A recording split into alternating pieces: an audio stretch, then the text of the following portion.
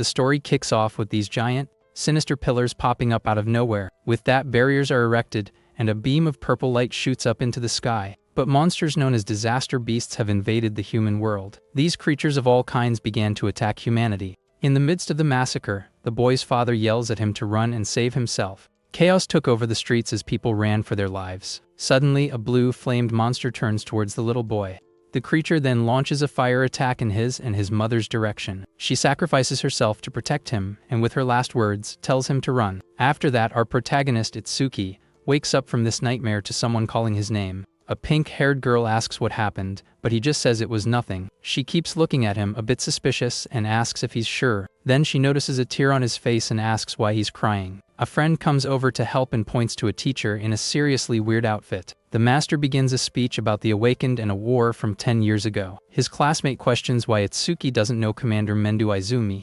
Right after, he explains that this commander was the very first Awakened of all. On top of that, he's the strongest and trained one of humanity's most famous heroes. The teacher reveals that normal people can awaken just by touching a monolith. From there, he says that everyone present will become awakened to fight in the war. Faced with the situation, a giant monolith begins to rise from the arena floor. The students go wild with excitement at the chance to finally awaken. The protagonist's friend nudges him excitedly, and Itsuki says the time has finally come. As the line forms, his classmate pulls him along so they don't get left behind. The pink-haired girl observes the grim expression on our hero's face. His eyes glow red as he says that the day has finally arrived. One by one, the students touch the monolith, but nothing happens to the first one. The other students get discouraged since the guy was an elite athlete. The line continues, and more students try their luck, but no one manages to awaken.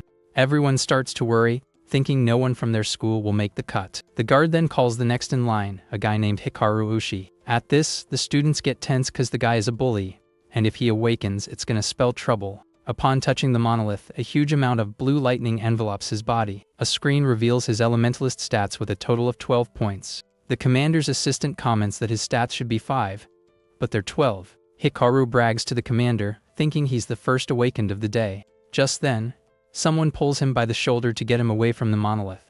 The bully turns around furious and yells, telling him to get his hands off and asking if he wants to get wrecked. The crowd recognizes Itsuki cutting the line and already thinks he's a goner. The blue-haired woman feels the intense emotion coming from our protagonist. Itsuki touches the stone and thinks about how he'll never forget his hatred for the beasts. The commander notices that the boy's determination is different from the others. Right after, a giant blue entity appears behind our hero. An absurd amount of energy starts pouring out of the monolith, completely surrounding the young man. This same energy impressively expands throughout the entire arena.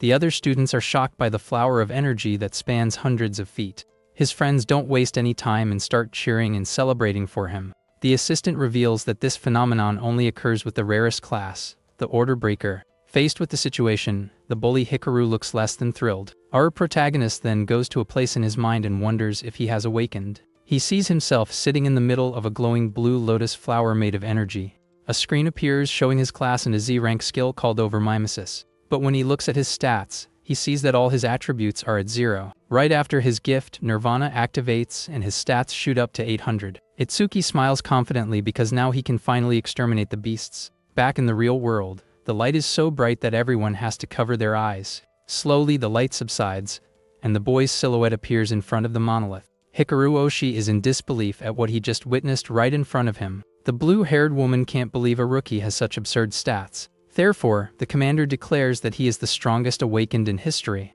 Our hero's status screen shows all his attributes at 200. With that, the crowd goes wild, celebrating this historic achievement. But Hikaru gets furious, thinking the guy stole the glory that was his. He floats in the air surrounded by lightning and calls Itsuki a total loser. From there, the bully unleashes his new skill called Silver Serpent. The protagonist system detects the technique and activates his Overmimesis skill. As the attack approaches, the analysis of the enemy's skill progresses rapidly. The lightning strike hits the ground hard, but our hero is no longer there. Everyone wonders where he went, as he vanished in the blink of an eye. Right after, Itsuki appears behind Hikaru and grabs him by the head.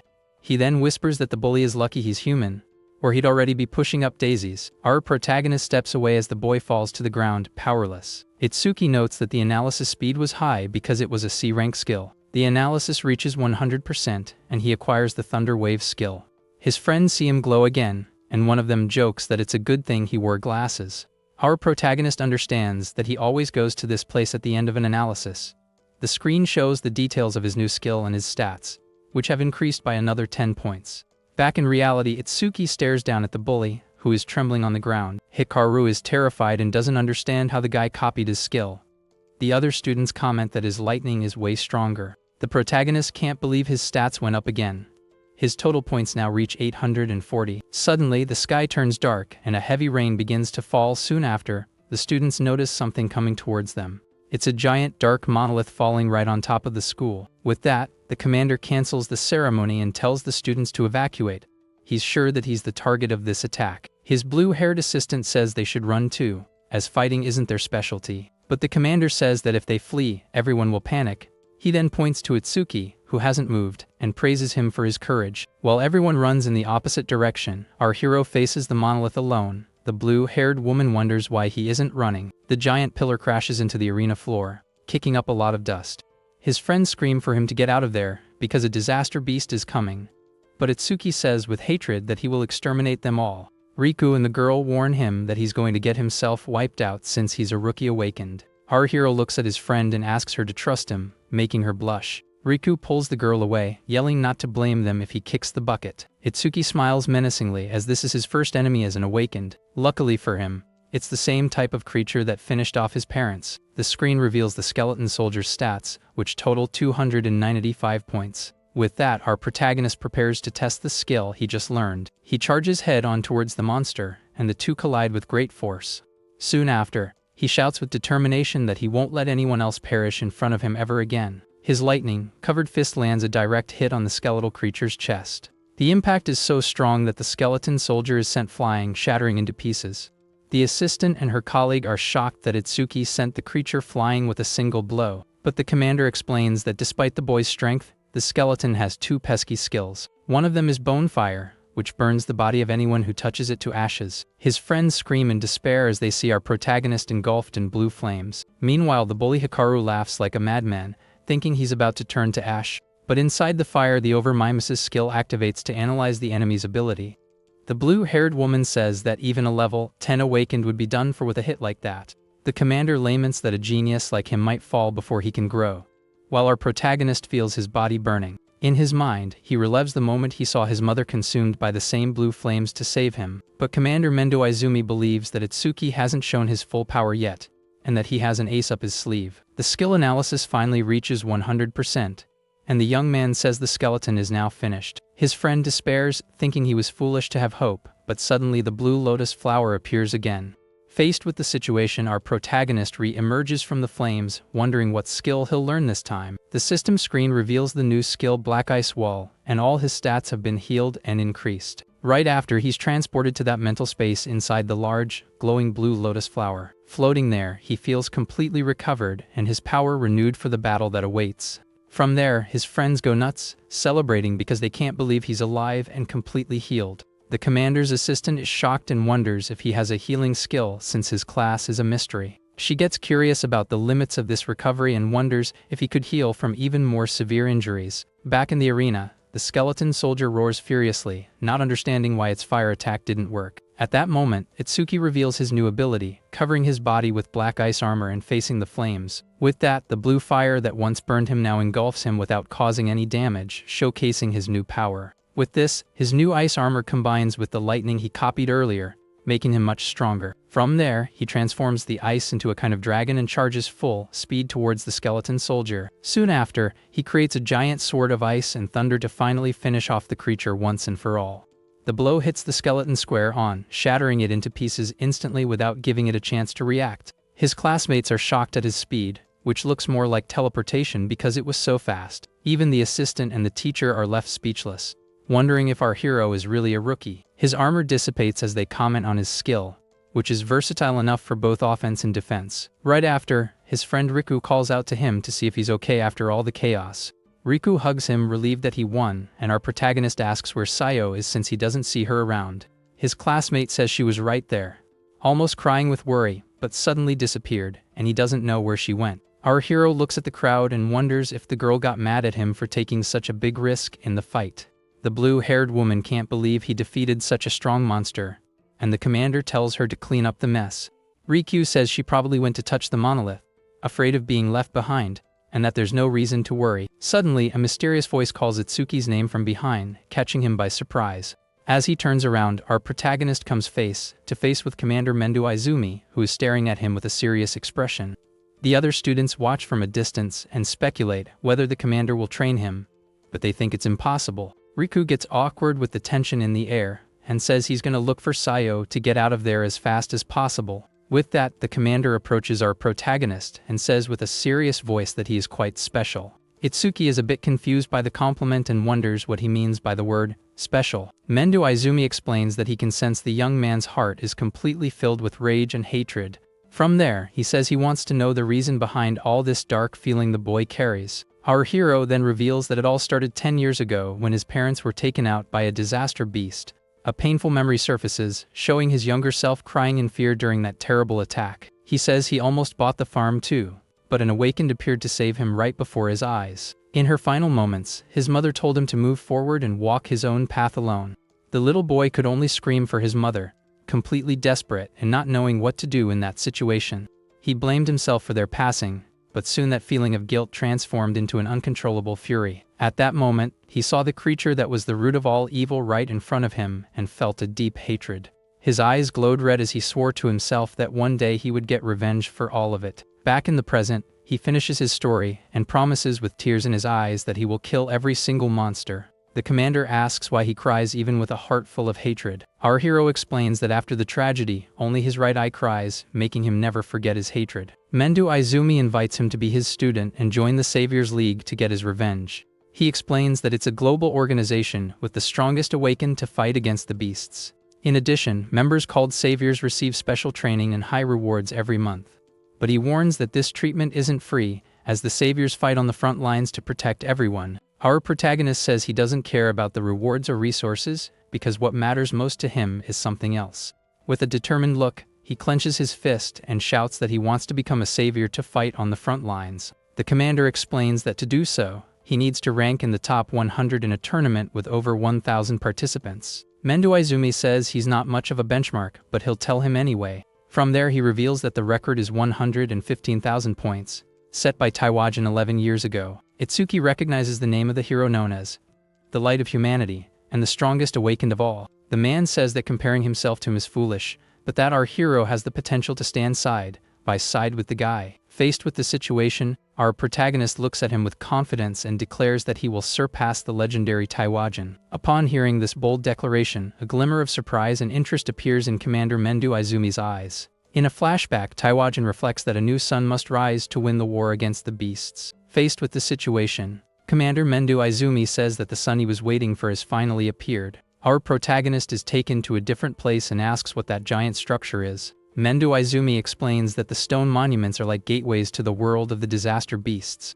Because of this, if only the creatures are killed without destroying the portal, more of them will keep coming. That building is a facility to isolate the monuments and serves as a training ground for the awakened. Itsuki asks if it's a training facility and the commander confirms, calling it a stage. He warns that the beasts there are quite strong and that the place is known as the Rookie Graveyard. Right after, he mentions that even Taiwajan as a rookie took 3 minutes and 14 seconds to pass. The man reminds him that he said he would surpass the hero, so he challenges him to finish in 3 minutes. Thus, he makes a proposal and says that if the young man succeeds, he will officially make him his student. As they enter the building, people recognize the commander and wonder who the rookie with him is. Our protagonist is a bit surprised by everyone's reaction and wonders if the guy is that famous. A screen shows that the level of the beasts there is 10, and Itsuki wonders how strong that really is. A crowd forms and starts speculating about the young man, with some thinking he's just a pretty face. Our protagonist goes to the reception desk and says he wants to enter the stage, and the woman asks how many people. With a confident look, he replies that he's going in alone, which leaves the receptionist quite surprised. The scene shows the young man standing there all by himself while others watch the situation from afar. The woman gets angry, thinking it's a joke, and warns him that it's a very dangerous place where he could get seriously hurt.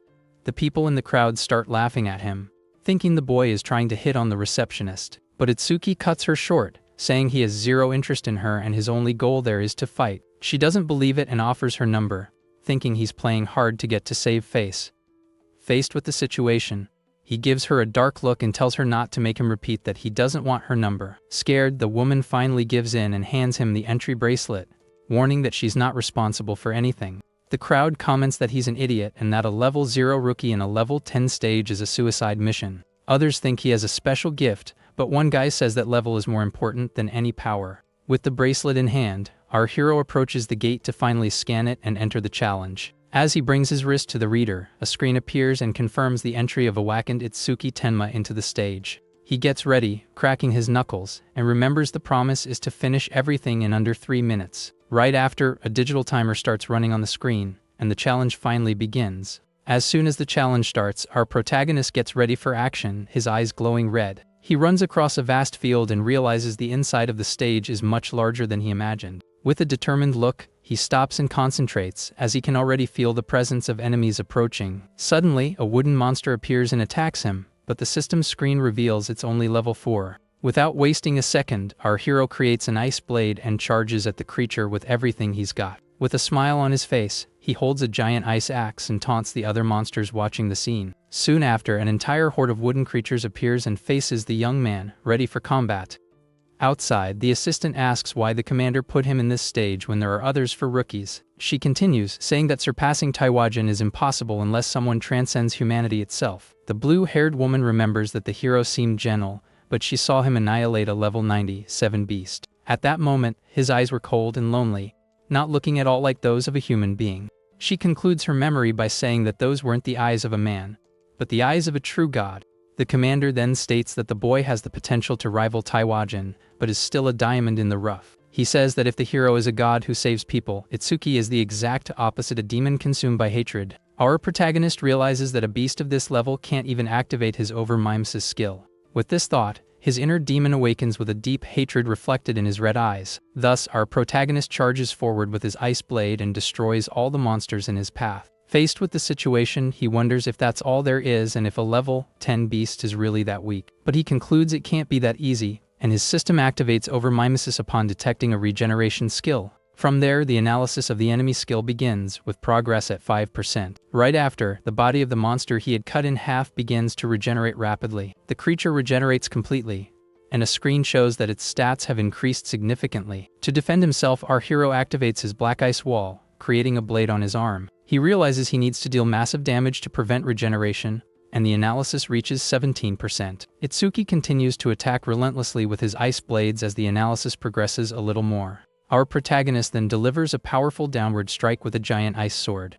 The attack cuts the wooden creature right down the middle, leaving it completely split in two. With a wicked smile, the young man shouts that it's not over yet, and that he'll chop it up so it can't regenerate. He then uses his ice-covered arms to keep the two halves of the monster separated. With that, the creature finally breaks into several pieces and is defeated once and for all. Our protagonist comments that using the black ice for so long is draining his mana, but to his surprise, the wooden creature starts to reassemble right in front of him. Because of this, the monster attacks him, and he complains that the thing still isn't down for the count, as the analysis hits 60%. With each regeneration, the analysis advances, and he decides to use lightning to save mana and keep his distance. He knows that victory depends on the analysis, but time is running out, and he needs to hurry. With little time left before the 3-minute mark, he combines ice and thunder, and the analysis climbs to 75%. He then activates both skills to force regeneration and speed up the skill copy. Itsuki knows it's risky because if the copy skill requires mana, he's toast. While dodging attacks, the analysis reaches 80%, bringing him closer to his goal. Even so, he accepts the risk, and the analysis climbs another 5% while he's mid-attack.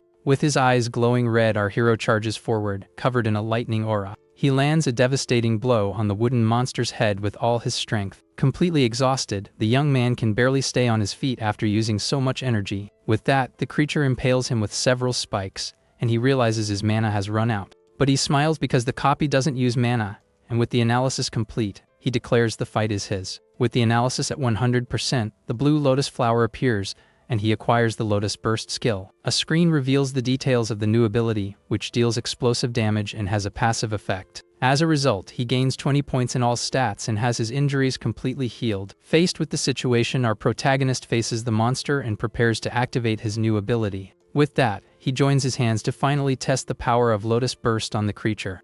A gigantic explosion in the shape of a fiery lotus flower hits the wooden monster head-on. The impact is so strong that it destroys everything around in a massive wave of flames and destruction. Our hero is satisfied with the result and says the new skill isn't half bad. He's surprised that the copy skill also restored his mana and that clearing out monsters will be easier. Amidst the smoke, he wonders what that is when he sees a glowing green crystal on the ground. Outside, the receptionist is panicking because he's been in there for almost 3 minutes and wants to call for rescue.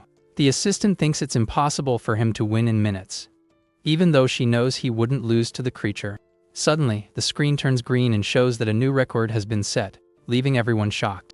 The blue-haired woman can't believe what she's seeing and wonders how he managed to complete the challenge. The panel confirms his success in 2 minutes and 14 seconds, and she shouts that it hasn't even been 3 minutes. Right after, Itsuki exits the portal and collapses on the ground exhausted, but the screen confirms his new record. The crowd goes wild because he was a minute faster than Taiwajin, despite being just a level 0 rookie. Our protagonist gets up and asks the commander if this means he'll officially become his student. With a confident smile, he looks at the man and calls him Master for the first time. Mendo Izumi praises him and accepts him as his pupil, and his assistant notes that he hasn't been this happy in a long time. The crowd is shocked to learn he's the commander's student, but some still doubt his potential. Seeing this, the receptionist approaches embarrassed with a gift and apologizes for being rude. Itsuki accepts the box and says it's no problem since she was just worried about a stranger. From there, he thanks her for her concern, leaving her completely red-faced and flustered. The blue-haired woman calls him to leave, seeming a bit annoyed with the situation. She then warns him not to get a big head just for being her father's student, and the commander suggests raising the level. The man says the current stage is too easy and that our hero can already try an advanced one. As they walk out, the commander explains that level isn't the most important factor in a beast's strength. From there, he reveals that the decisive factor is the creature's species, as some act purely on instinct. But there are species with intelligence equal to or greater than humans, and they are much more dangerous. The blue-haired woman explains that awakened and beasts are similar, but only humans possess classes. Because of this, she says his next destination will be the advanced stages of District 4.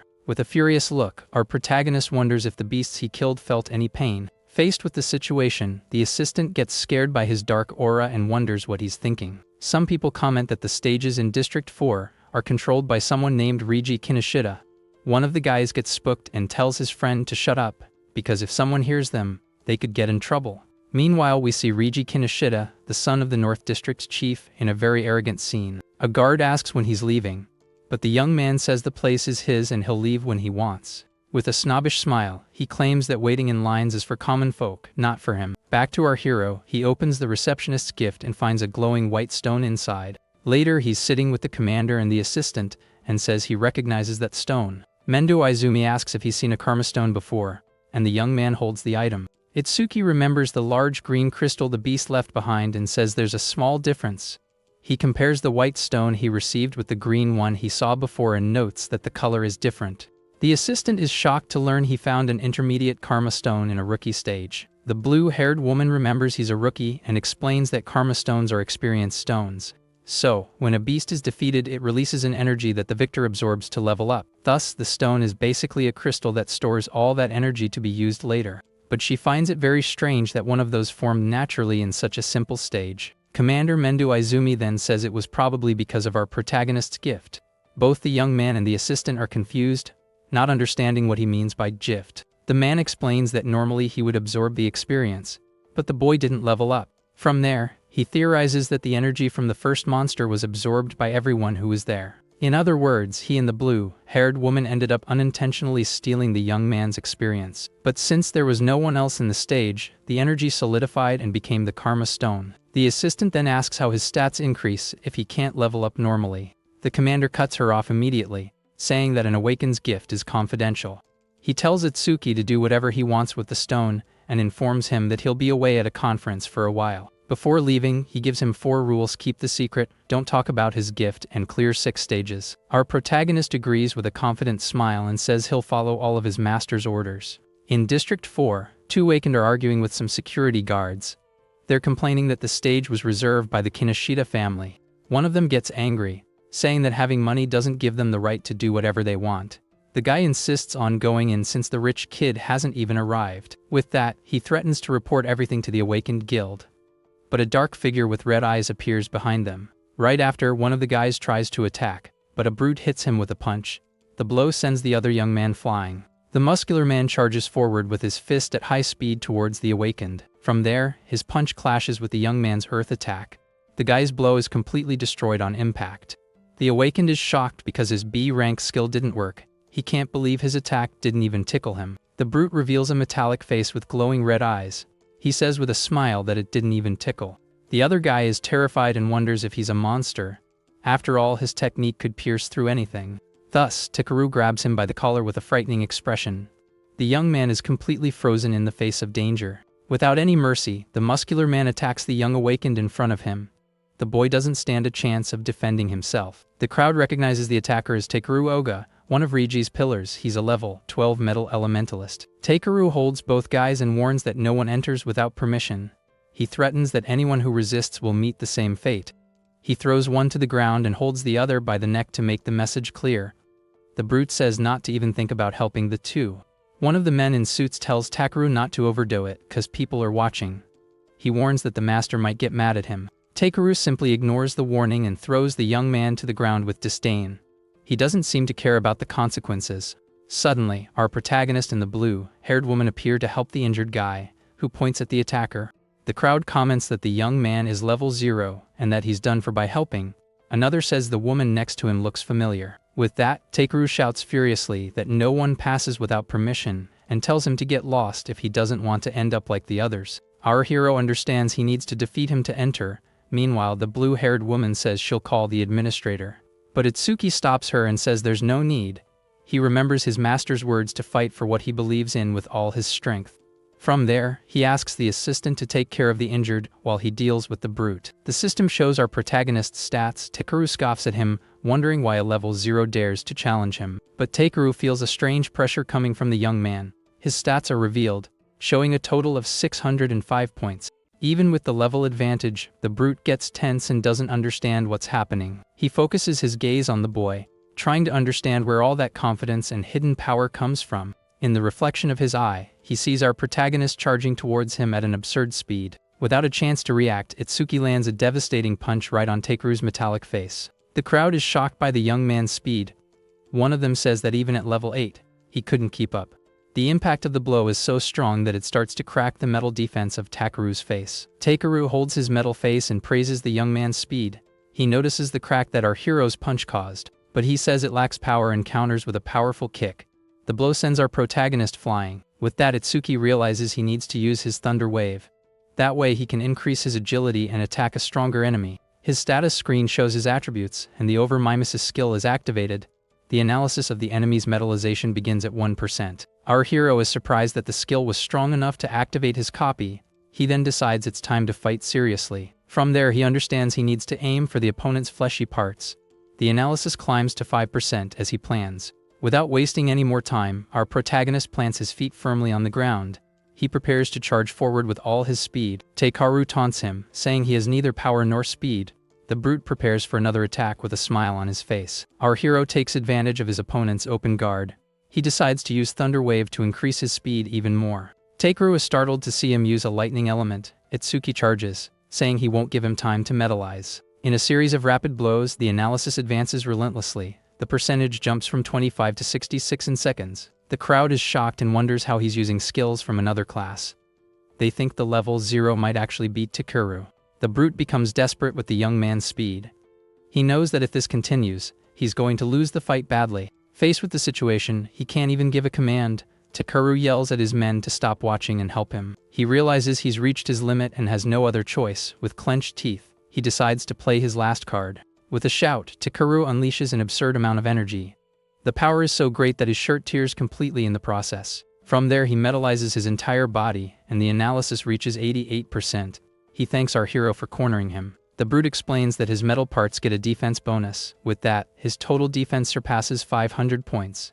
He says he was planning to cut the young man in half, but out of gratitude, he promises to give him a quick and painless end. The crowd can't believe it, as that's a very high defense. They thought the level 0 boy had already won the fight. Our protagonist theorizes that the transformation consumes a lot of mana. Therefore, his mana can't be that high with so much defense. Takeru laughs at the theory, but inside he's quite surprised. He wonders how a level 0 can have such good intuition. Itsuki says he won't try to exhaust his mana because he's going to end it all right now. Soon after, the analysis finally reaches 100%. The blue-haired woman sees the lotus flower appearing again. She realizes our protagonist is getting stronger. The people in the crowd don't understand the skill. They think it's not an attack and wonder how he'll win with it. The analysis finishes, and he acquires the piercing sphere. The problem is that its speed is only 1 meter per second. With a determined look, our hero vows to crush that defense. He will destroy his opponent's greatest pride. With the new skill, his stats increase by another 10 points, his injuries are healed, and he appears inside the blue lotus flower. He challenges Takeru to try and dodge his new attack. With that, he activates the piercing sphere with a confident smile. The crowd can't believe a level 0 broke the defense of a level 12. They think there's something very strange in his eyes. A small sphere of dark purple energy appears in front of our hero. It glows intensely with a mysterious power. From there, the sphere begins to flow towards the crowd. The attack moves very slowly and predictably. The people in the crowd laugh at the skill, finding it all very disappointing. One of them comments that it's just a little ball. With that, Takeru also scoffs at him and tells him not to make him laugh. He can't believe such a weak attack could stop him. He looks at the sphere with a mocking smile on his face. The brute wonders if this is the young man's big trump card. He then warns that the boy will meet a pathetic end. But the sphere hits him square in the chest, catching him by surprise. Suddenly, Takeru's expression changes to one of shock and pain. He doesn't understand how it managed to pierce his defense. The small sphere passes through his metal body as if it were nothing. The attack completely pierces his absolute defense. Itsuki says he only spared his right arm because he's human. If he were a beast, he would have gone straight for the enemy's neck. Right after, he turns to the henchmen in suits. With a cold look, he tells them to take the injured guy to a hospital. He then shouts angrily, telling them all to get out of his sight. His patience with the situation has run out. Scared, the men in suits pick up their fallen boss from the ground. They hurry to get out of there as fast as possible. The blue-haired woman and the crowd celebrate the unexpected victory. They can't believe our protagonist actually managed it. The two guys he saved call him over to form a group. They say the three of them together can clear the stage in no time. One of them gets excited and says they have a healer on the team. With that, they can recover mana and use the sphere multiple times. Our protagonist thinks it's perfect that the monster's defense is high. That way, he can increase the speed of his new sphere. Faced with the situation, the two young men pressure him to join the group. They anxiously await the boy's response. But with a serious look, he refuses the offer immediately. Itsuki states with certainty that he will enter the challenge alone. The crowd is shocked by the young man's decision. They can't believe he's going into an advanced level 15 stage alone. The blue-haired woman warns him that he's pushing his luck. At that, one of the young men says goodbye and says he'll look for another team. The assistant then warns him about the monster's high defense. She worries if his mana will hold up, and he reassures her. The woman turns bright red and denies being worried. She says she'll help the injured and tells him to do whatever he wants. Before leaving, she warns him that the stone beasts travel in groups. She also tells him to be careful with his mana consumption. Our hero agrees and approaches the gate to enter. The system confirms the entry of awakened Itsuki Tenma. Upon entering the stage, he takes in the scenery before him. He realizes the number of enemies is much larger than he expected. The place is a rocky and desolate battlefield. Several stone creatures with glowing eyes stare at him from a distance. The system screen shows the stats of a stone statue. The creature has a total of 460 points and converts magic into defense. Our protagonist prepares to test his new ability. He wants to see if the monsters trigger the sphere's passive condition. With that, the piercing sphere is activated with an intense glow. The purple and blue energy concentrates in his hand for the attack. Soon after, he launches the orb towards the stone creature. The monster charges forward, completely unaware of the danger. The sphere hits the monster and opens a giant hole in its chest. The system confirms the defeat of the level 9 stone statue. With that, our hero confirms his theory, and the sphere's speed increases by 100%. He knew it would work. Right after, 3 more stone creatures appear and face him, ready to attack. They seem much angrier than the previous one. He then thinks that slow monsters are perfect targets for his new ability. He covers himself in lightning and gets ready. He defeats a few more enemies and sees that each shot costs 50 mana. With his current mana, he only has 2 shots left. Faced with the situation, he sees 2 monsters coming, and the boss hasn't appeared yet. He needs to conserve his attacks for the end. From there, he realizes he needs to defeat 2 at once with a single attack. He concentrates his energy for the perfect shot. He then launches the sphere at the ground to create a dust screen. The explosion kicks up a lot of rocks and distracts the monsters. Taking advantage of the distraction, He leaps into the air to catch the creatures by surprise. This gives him a tactical advantage from above. With a wicked look and a smile on his face, he prepares for the final blow. His eyes glow red with adrenaline. He concentrates all his energy into the sphere and launches it with all his might from above. The purple energy glows intensely in the air. The attack hits both monsters dead on, and the sphere's speed increases again. The system confirms the 2 eliminations. Completely exhausted and out of mana, he falls to the ground. Our protagonist complains, wishing he had a recovery skill. Even tired, he notes that he can now hit targets running at 5 meters per second. His ability has gotten much stronger. The screen shows the details of the piercing sphere.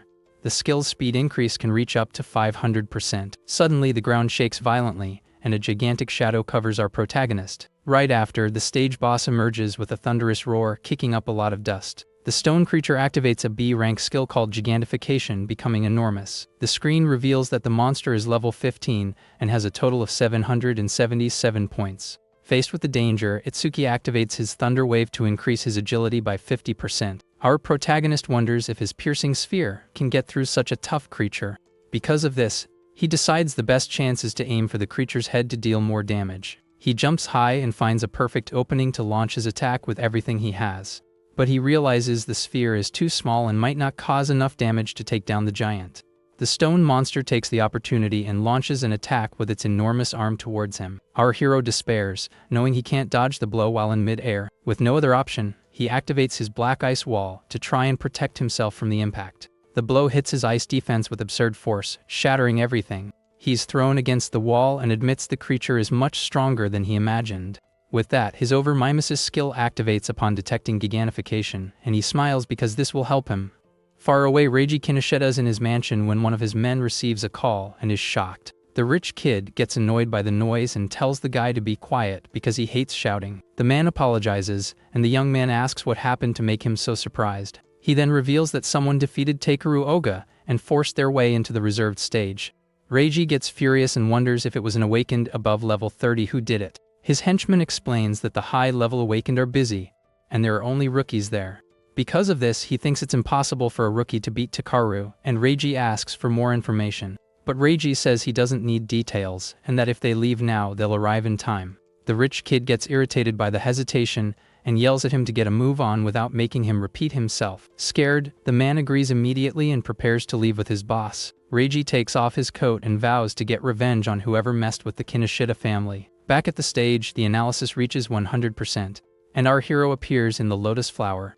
With that, the skill has been copied, and the giant stone creature is still staring him down. Itsuki sees that the analysis is complete, but his piercing sphere has leveled up to level 2. The screen shows that the sphere now travels at 7 meters per second, and its size can be adjusted. Our protagonist sees that the passive bonus has doubled, and he can change the sphere's size with mana. With this, he gets excited and decides to test his new ability right away, without wasting time. The screen shows that he gained piercing sphere level 2 and 20 stat points, but his totals have decreased. On top of the giant golem, he spends all his mana to create the strongest piercing sphere he can manage. The gigantic purple and black sphere descends with full force towards the stone creature. The attack hits dead on and pierces the monster from top to bottom with absurd power. Lying on the ground exhausted, our hero smiles and wonders if he overdid it since his mana is at 0. The system confirms the golem's defeat and a 200% increase in the sphere's speed.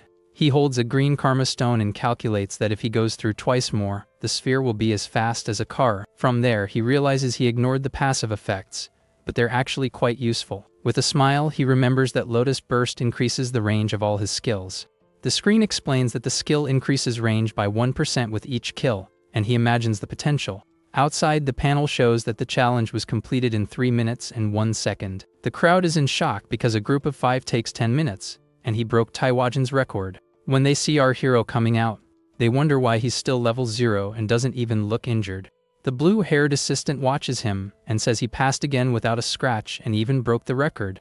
She then comments that he was pretty fast and looks at him with a surprised expression. Our hero explains that the creature was weak against piercing attacks and asks what that glowing butterfly is. With that, the woman introduces herself as a Shikigami user and says the butterfly is her jade familiar. The young man is amazed and says it's the first time he's seen a Shikigami, and that it's very beautiful. He then asks what types of awakened classes there are, and she's shocked that he doesn't know.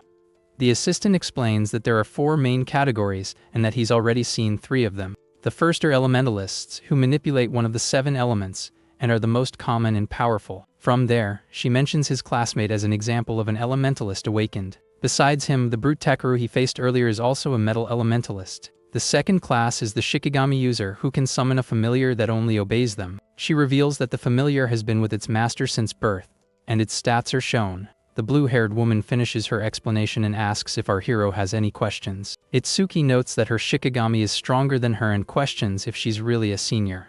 The assistant gets flustered by the question and annoyed that he's so direct and unfiltered. The assistant explains that Shikigamis also absorb experience, which is why they are always stronger than their masters. With a dark look, our protagonist thinks it's easier to attack the user directly in a fight.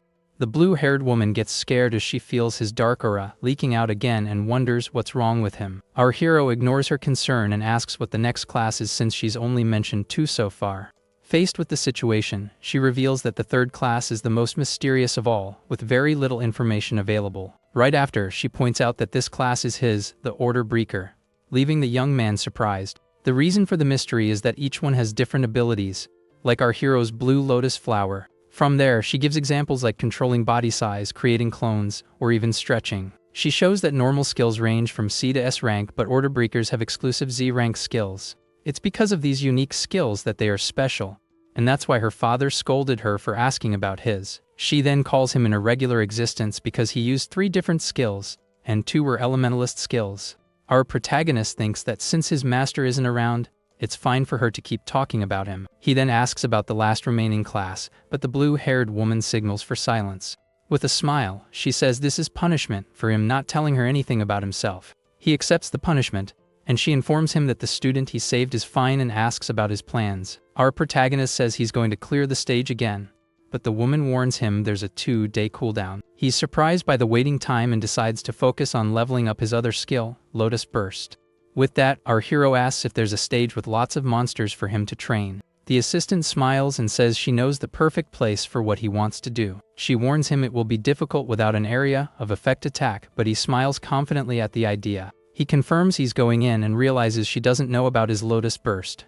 The place is the Locust Desert, and it has over 1,000 low-level monsters, but in large numbers. Faced with the situation, she insists it will be dangerous, but the young man reassures her and says he'll be fine. The crowd thinks he's crazy, and one of them remembers that Reiji Kinoshita will definitely show up. Meanwhile, the rich kid arrives at the stage and realizes his target is no longer there. His henchman confirms the target is gone, and that he cleared the place in just 30 minutes. Reiji gets furious because he can't believe the young man is making a fool of him like that. He then orders his men to contact a tracker to follow the mana trails. With great hatred, he shouts that he wants the guy alive, because he's going to make him taste hell on earth. Far away, an assassin is hiding and complains that he didn't know the rich kid had such a strong subordinate. The assassin is relieved to have escaped and thinks that if it weren't for his skill, he'd already be a goner. He hides in an alley and believes he's safe now because he managed to get away for good. But suddenly, a giant wolf with red eyes appears and attacks him by surprise.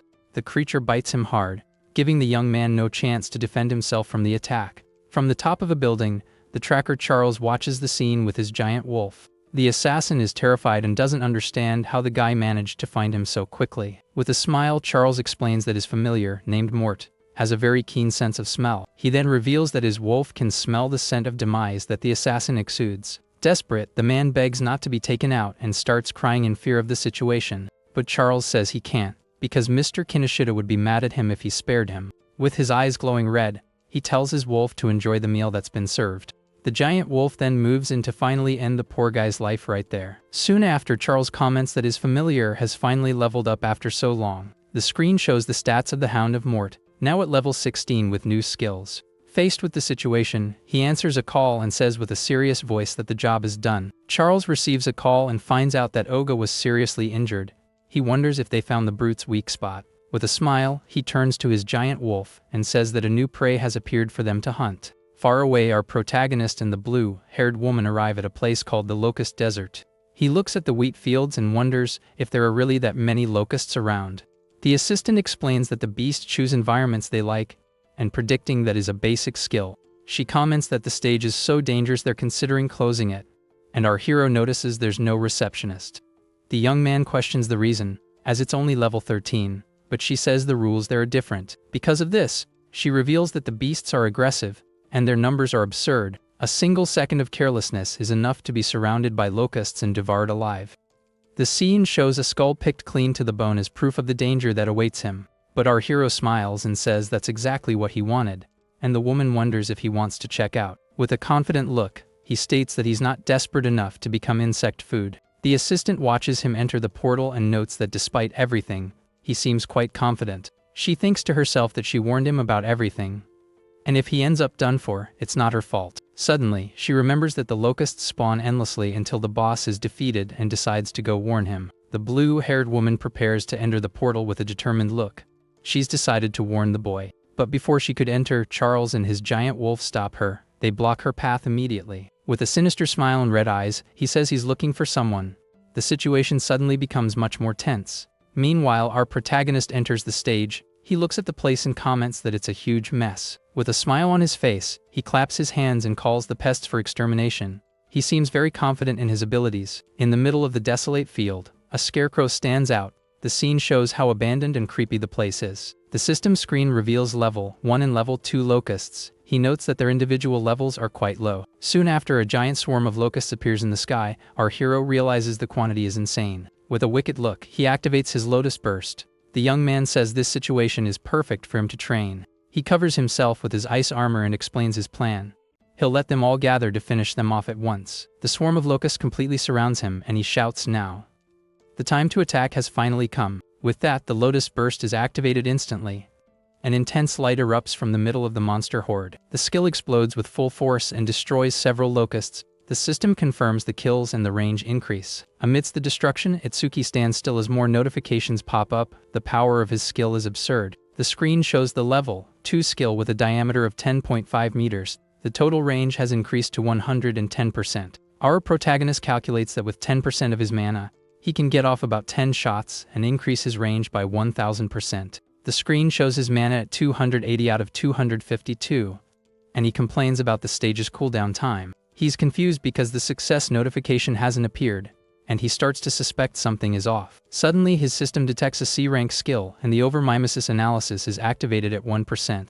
Faced with the situation, the young man is surprised and wonders if there are still survivors around. Right after, a new horde of locusts surrounds him again, coming from all directions. With his ice armor, he realizes he was careless and that the detected skill must belong to the stage boss. The problem now is that he has no idea where the boss is hiding, but he can still increase his range. He then decides he will keep killing the locusts until the big boss finally shows up. From there, he launches another explosion, and the system confirms the kills, increasing his range to 220%. Our hero is shocked because the diameter of his skill now reaches 16 meters, and the effect is insane. Even after wiping out so many swarms, he wonders why the boss still hasn't made an appearance. The scene then reveals that the locusts are hatching from eggs that were hidden underground. With that, the creatures are reborn, and he realizes the assistant was right about the infinite respawn. As the monsters keep appearing, the analysis of the boss's skill climbs to 27%. His status screen shows he has mana for 9 more explosions, and he prepares to continue.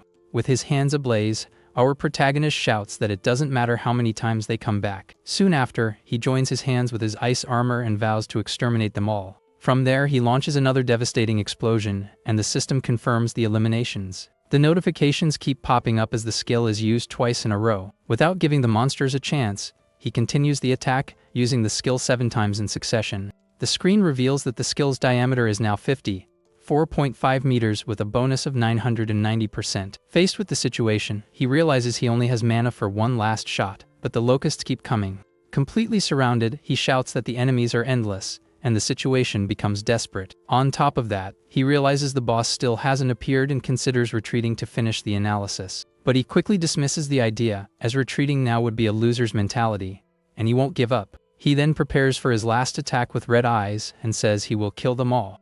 With that, he launches his final Lotus Burst with all the strength he has left. Exhausted, he drops to his knees on the ground and realizes that at this rate, he won't last much longer. Even after so many attacks, he realizes the number of locusts hasn't decreased at all. The analysis reaches 91%, and he realizes that all the beasts after the first one were level 1. With this, he finally understands that the boss's skill is infinite reproduction, and a locust queen appears. The screen shows the queen's stats, who is level 13 and can control up to 110 locusts at once. Our hero knows he needs to kill the source, but his mana is out, and the analysis is almost at 100%. Right after, a blue sphere appears, and the analysis finally ends, saving him from the situation. He acquires the Mana Sense skill, which restores 10% of his mana for each enemy detected. Our protagonist celebrates because the skill has a range of over 1,000 meters and also restores his mana. With a wicked smile, he realizes he could farm the locusts forever with this ability. But he decides to finish it quickly because the blue-haired woman is waiting for him outside the stage. The screen confirms that he gained 10 points in all stats and had his health and mana completely restored.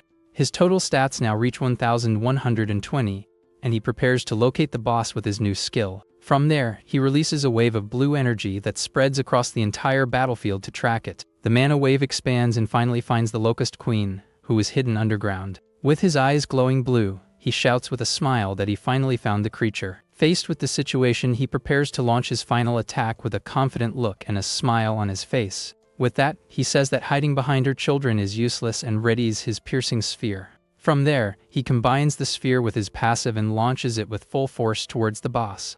The screen shows that the attack's range is 120 meters, and the orb tears through the ground with speed. Faced with the situation, the Locust Queen is hit head-on by the blow and sent flying. Soon after, our protagonist appears behind her, covered in lightning and his ice armor. With a wicked smile and his eyes glowing, he declares that the fight is over with a checkmate. He then cuts her into pieces with his ice blade, giving the creature no chance at all. Seeing the other locusts, he realizes that without the queen, they've fallen into total chaos.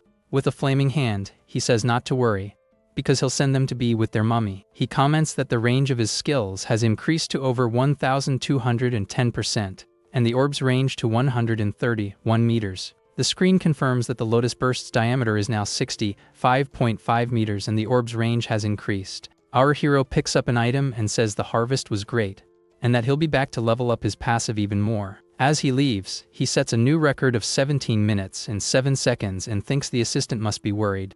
He sees her waiting and already imagines he's going to get an earful when he gets close to her. With a smile, he finds her quirky side cute and apologizes for making her worry. As he approaches, our protagonist sees the assistant collapsed on the ground and a pair of red eyes staring at him from the darkness.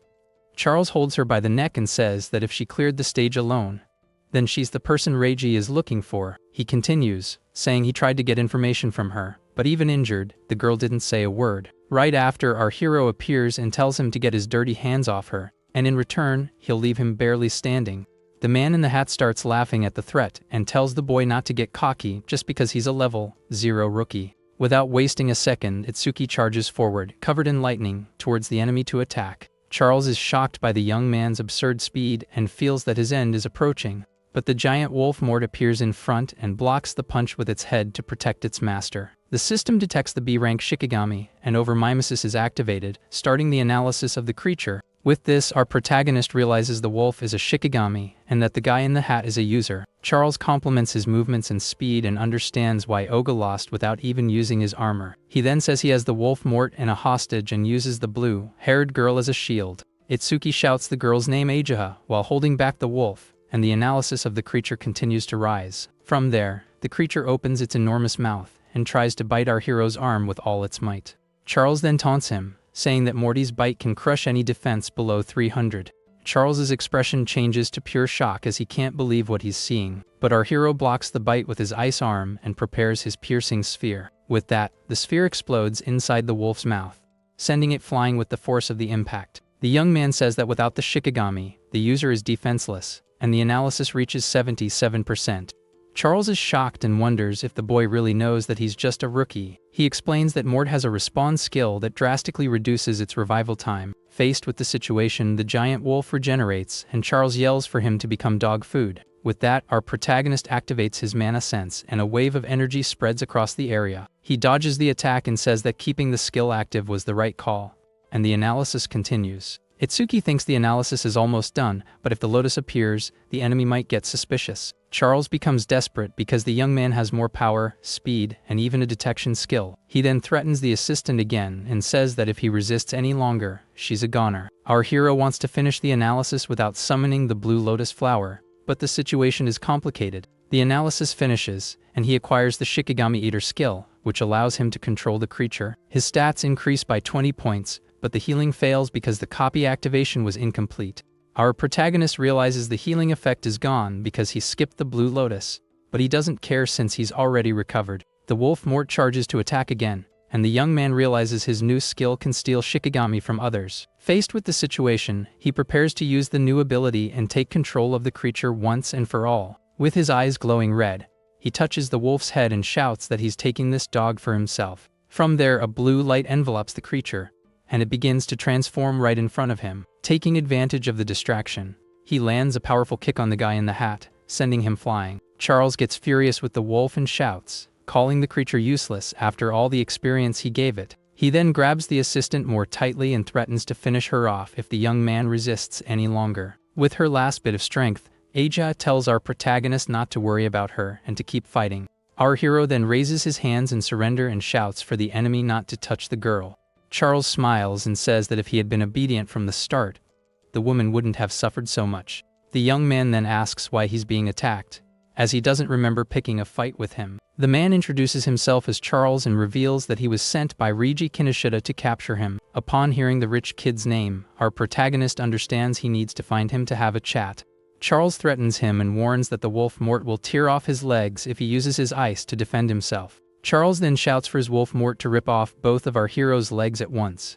But Itsuki also gives an order and tells the creature to prove it's worthy of being his Shikigami. From there, the Wolf Mort turns and bites its former master, with a lotus symbol on its forehead. At that moment, our protagonist uses his speed to rescue Aja and holds her in his arms. The man in the hat screams in pain, not understanding why his own familiar is attacking him. Our hero then approaches his new Shikigami and praises it, calling it a good boy. With a furious look, he vows to make Charles pay 100 times over for the pain he caused. In a panic, the man in the hat offers to lure Reiji in exchange for his life to save himself. With his eyes glowing red, our protagonist says it's a good proposal with a dark look. Charles sees an opening and thinks he has a chance to counterattack and turn the tables. Soon after, he creates a giant ice spike and launches it, shouting for the young man to perish. But our hero retorts the insult with a calm look and tells him to perish too, unfazed. He says that taking out Reiji is his job and tells the Wolf Mort to make Charles feel the same way Aja did. The man in the hat cries in fear and begs for one more chance to save himself from the situation. Without any mercy, the giant wolf charges towards its former master to end it all. Charles cries desperately and tries to remind the Wolf Mort that he was its former master. But the creature doesn't care and opens its enormous mouth to devour him without any mercy. Meanwhile, our protagonist says someone has been watching him since he left the stage. With a serious look, he challenges the person to come out of hiding and show themselves. The scene shows the vast wheat field where they are, with the stage structure in the background. Suddenly, a hooded guy appears from the middle of the wheat and says he's been caught. Our hero looks at him suspiciously and asks if he's a friend of the man in the hat. The blonde young man panics and denies it immediately, saying he's not an enemy and to hear him out. With no time for that, our protagonist turns away and tells the Wolf Mort to follow him when it's done eating. The hooded guy thinks that if he can control a rabid dog, maybe he can help him. He then introduces himself as Iberia and recognizes Itsuki as the guy who defeated Takeru Oga. From there, Iberia asks for help and offers creation stones and even weapons as payment. The blonde young man is confused because he thought anyone would accept a reward like that. He remembers his father saying that rewards need to be relevant, like water in the desert. A real reward is a blade for the Avenger or medicine for the wounded. With a smile on his face, Iberia says he finally understands what our protagonist needs. He warns that walking slowly with the injured girl, she might not make it to the hospital. From there, the blonde young man reveals he has a healing item and shows a glowing scroll. As our hero walks away, he shouts with confidence that he can save the assistant with his item. Faced with the situation, Itsuki stops and turns the surprised look and asks if it's true. Iberia confirms that the healing won't be instant, but it will definitely save the woman's life. Our hero then asks if the item works over clothes, and the blonde says it's a rare artifact. The hooded young man realizes he's a rookie, and that's why he doesn't know about artifacts. He explains that normal weapons don't work against the beasts, but artisans create special items. From there, he reveals that artifacts are divided into 4 categories: common, rare, epic, and unique. Common ones are basic weapons like longswords that can injure monsters and awakened. Rare and epic ones increase the user's stats and also have useful special effects. Finally, unique ones are the pinnacle, with massive bonuses and powerful, game-changing abilities. Iberia says that artisans aren't strong, but they are highly respected by everyone for creating the artifacts. Our protagonist understands that his father is an artisan, but the blonde says he's one of the top 10. With a smug smile, he reveals that his father has already created 3 of the 10 unique artifacts. Because of this, his old man is known to everyone as the powerful artisan king of the north. But the blonde young man gets annoyed because our hero is completely ignoring him and turns his back, not caring about the story. Itsuki picks up the crossbow that Charles dropped on the ground earlier. Iberia can't believe he's not phased, and our protagonist thinks about how he can use the weapon. He then approaches and says the crossbow is a rare artifact that generates its own ammunition. Suddenly, the weapon disappears, and the blonde explains that soul-bound artifacts can be stored. Our protagonist thanks him for the healing and says he now needs to find Reiji Kinoshita. Upon hearing the name, the blonde young man is surprised and says that facing the guy takes a lot of courage. But he reveals that if it's Reiji, then they have the same target, and our hero questions the reason. Iberia invites him to form a team for the Saviors National Tournament preliminaries. He explains that the preliminaries are by continent, and the northern venue is in District 4. Being the chief's son, Reiji wants to go to the main event so as not to embarrass his family. That's why he's monopolizing all the stages to level up faster. Our hero asks why him, and the blonde says his gut tells him that together they'll pass. Iberia explains that since he was a child, he watched his father create artifacts and always admired him greatly. Each finished piece was a work of art, and his respect for his old man only grew. Because of this, he always dreamed of becoming an awakened to fight against the disaster beasts. But when he finally awakened and asked for an artifact, his father said it was too soon for him. After much begging, his father agreed to give him one if he passed the tournament preliminaries. Thus, he says with a determined look that he needs to pass the preliminaries no matter what. Our protagonist questions why he didn't team up with a high-level player since he has a famous father. The blonde young man reveals that his old man warned him to pass on his own merit and without using his name. Furthermore, his intelligence revealed that the strongest have already been bought by Reiji Kinoshita. But upon learning that someone beat Takeru and broke a record, he investigated and tracked him down. Itsuki agrees to the partnership but says he'll first take Agia to the hospital, and the blonde stops him. The blonde young man suggests names for the duo, and our protagonist thinks he talks more than Riku. As he thinks about his friends, he wonders if Riku and Sayo will also go to the preliminaries. Far away, Riku appears, preparing for the preliminaries with some heavy training. Sayo asks him if he's caught a cold, and the young man says maybe Itsuki is talking about him. Sayo wonders how long it's been since the attack and if our hero is okay since they haven't seen him. Riku calls her weird and asks why she didn't visit him if she was so worried, making her blush. With that, the girl gets furious and launches a water attack at her friend, who gets startled. He complains about the cheap shot, but she says it's his fault for leaving an opening in the middle of training. Suddenly, a muscular man appears and tells them both to stop messing around, because the preliminaries are starting. Meanwhile, Reiji Kinoshita observes 3 creation stones inside a silver briefcase. He wonders where his henchman is, as he's late, and thinks something unexpected must have happened. Angrily, the rich kid crushes one of the stones and calls it useless junk as he gains experience points. Reiji says to forget the guy and focus on the preliminaries because if he fails, his father will send him to solitary. Sayo gets excited to fight other awakened, and her water elementalist status is revealed.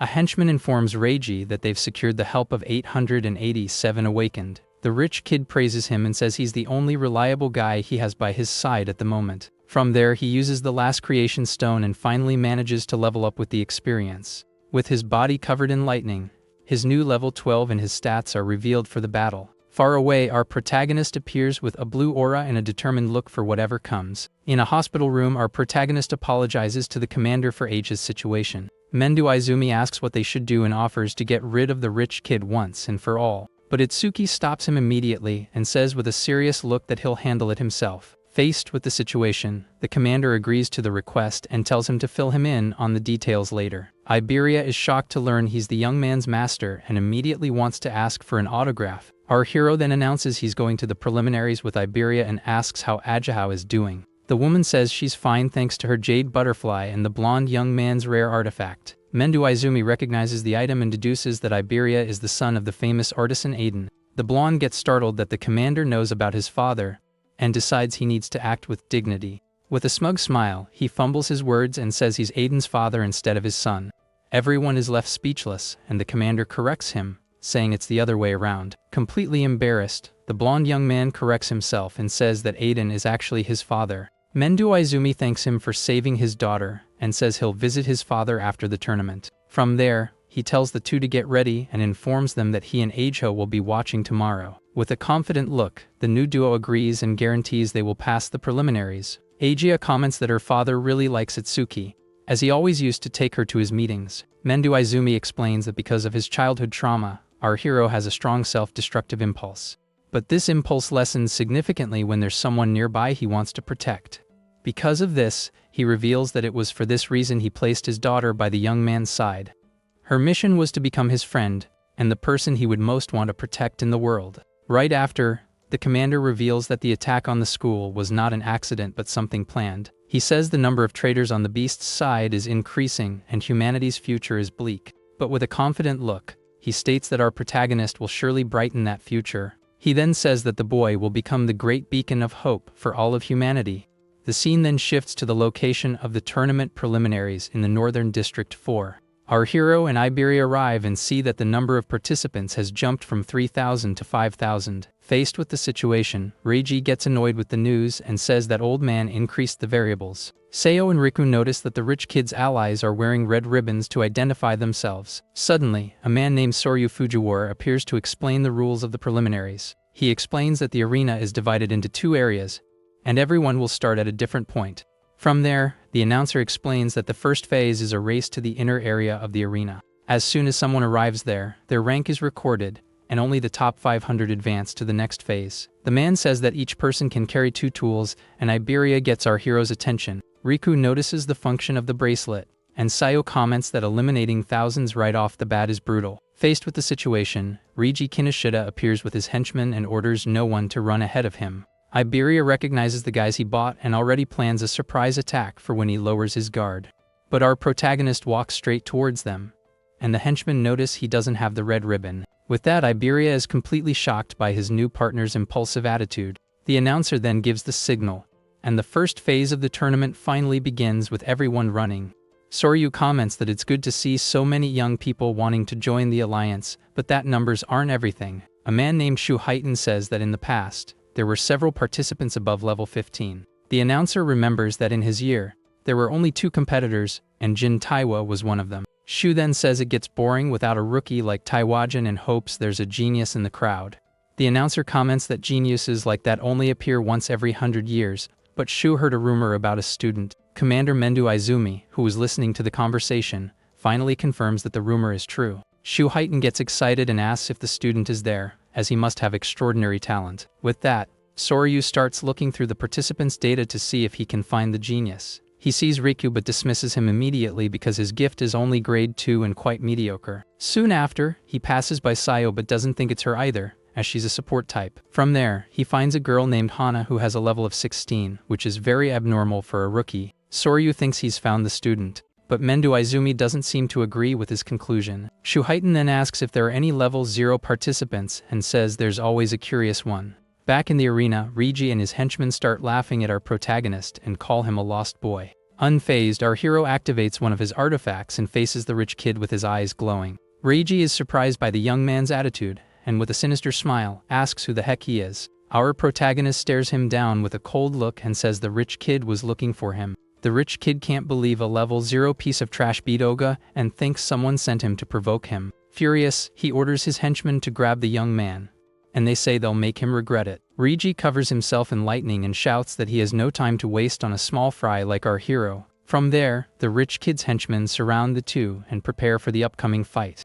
One of the henchmen scoffs at them and says they can beg for their lives if they want to be spared. Iberia knows he can take down one, but it's impossible for our hero to fight against 4. Faced with the situation, he prepares to use one of his artifacts, but our hero stops him. The henchman in front scoffs, saying the first enemy they encounter is a level 0 piece of trash. Without wasting time, our protagonist faces him and, with a serious look, tells the guy to get out of his way. The henchman is shocked by the young man's audacity and can't believe what he just heard. Soon after, he starts laughing like a madman, and all his companions follow suit. The man who was defeated by Itsuki before likes his personality and says he'll save him if needed.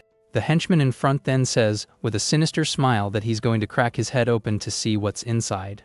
But before he can do anything, our protagonist lands a devastating punch right in the middle of his face. With the enemy on the ground, our hero repeats with a cold look that he told him to get out of his way. The other henchman is shocked because our protagonist just knocked out a guy 7 levels above him. The guys panic, not understanding what happened. but one of them says it was just a lucky shot. Furious, the masked man uses a B-rank skill called Flamethrower to attack. Iberia is terrified by the speed of the attack and realizes there's no time to use his artifact. The henchman comments that it's an overkill, but he got himself in trouble for acting tough as a level 0. But one of his companions realizes something is very wrong with the situation. Faced with the situation, our protagonist emerges from the flames, protected by his black ice wall. Iberia is impressed and can't believe he withstood such a massive fire explosion. With a cold look, our hero tells his new partner to step back so he doesn't get in the way of the fight. The screen reveals that he blocked a B-rank fire skill, and his defense increased by 10%. With this, he wants to test if the passive of his black ice wall activates when blocking the same skill twice. The masked henchman is shocked because there's no water elementalist there and wonders how he's using ice. Our protagonist challenges him to attack again and says that this time he won't even defend himself. The man thinks he's bluffing but accepts the challenge, and the young man confirms the promise with a cute face. He then prepares to end it all and unleashes his strongest fire ability, but our hero stands still and thinks that even with the increased power, it's still a fire skill. His friends think he's joking around and say that with this power, he rivals a level 8. The masked henchman has spent all his mana and says it's a waste on a level 0, but the game is over. Soon after, he is completely shocked and shouts that it's simply impossible. Our protagonist understands that the passive of his black ice wall doesn't stack with the same skill. With the test complete, he faces the other henchman and says it's time to end this foolishness. The brute thinks the ice skill is strong, but says he's already found the young man's weakness. From there, he unleashes his B-rank skill called Flame Barrage with everything he's got. But our hero questions if they want to win with numbers and activates his black ice wall. With that, a large fire explosion occurs as the fireballs clash with the defense. The henchman thinks a level 0's mana is nothing and plans to drain it to win the fight. Suddenly, the brute is shocked to see our hero right in front of him after the smoke clears. He closed the distance in an instant and noted that the passive only activated once with the fireballs. The henchman then says that if the young man's advantage is speed, his is brute force. Our protagonist then asks with a mocking look if he's even using any force. With that, he says he'll end the guy's suffering and throws him far away with a single blow. The screen reveals that his defense only increased by 3 points, and he understands the calculation is based on base defense. Seeing the other two, he realizes they are lightning elementalists and will use them to level up his skill. With a cold look, our hero asks if they really think they can escape him. The two henchmen launch their Silver Serpent skill, and one of them shouts that he'll take the young man with him. The screen shows that he absorbed both skills, and his agility increased by 10% in total. With both of them on the ground, our hero wonders who this guy is who defeats everyone so easily. He understands that the Thunder Wave's passive works the same as the Ice one and only increases once per target. Iberia observes the guys on the ground and comments that our protagonist knocked them all out. With a smile, he says he thought the fight would be tough and didn't imagine Itsuki was so strong. The first henchman asks who he is, because he's definitely not a level 0, and Iberia wants to know about the skill. Iberia approaches with a sinister smile and asks, "We?" leaving the young man confused by the question. With that, the blonde declares that together they are the Double I duo and will be the strongest in the north. Our hero ignores him and drags him away, saying they need to go after Kinoshita, and the blonde complains. The henchman, who is still conscious, is confused by the duo's name and thinks it's pretty lame. Far away, a guy with glasses notices the commotion and thinks the so-called level 0 must be done for by now. But he recognizes the beast that belonged to Charles and decides he'll need to investigate that later. He thinks that outside the Alliance, there aren't many people in the north capable of capturing Charles. Another participant overtakes someone and brags about his speed, unlike the brutes. Suddenly, the runner is hit by a purple lightning bolt and screams in pain from the surprise attack. Lying on the ground, he wonders who the heck hit him while he was running at full speed. The guy with glasses then steps on his head with a look of contempt and stares down at him. With his body covered in purple lightning, he says that's what you get for running in front of him. Soon after, he tells his group to save their energy and not let trash like him waste their time. Far away, a woman comments on the arrogance of the District 4 administrator's son. But since it's not against the rules, they can't do anything, and the rich kid brags about his stamina. With the others clearing the way, he thinks he can easily pass the second phase of the tournament.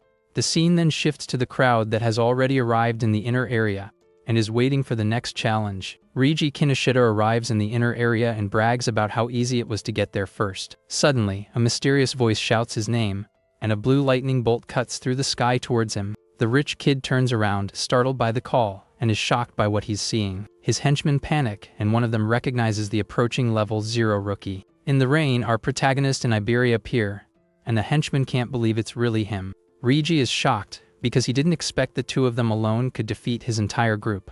With a mocking smile, he says his men must have been bribed to let them pass. Iberia thinks he only made it there because of the young man, as he defeated all the enemies. The rich kid says he's busy and will leave someone to entertain them while he moves on. With a furious look, he orders his remaining henchmen to grab the two and finish them off. One of the men scoffs at our hero and says he'll teach him some manners the hard way. Iberia is terrified to see there are at least 100 enemies and doesn't know what to do. But our protagonist calms him down and asks with a serious look for him to just cover his ears.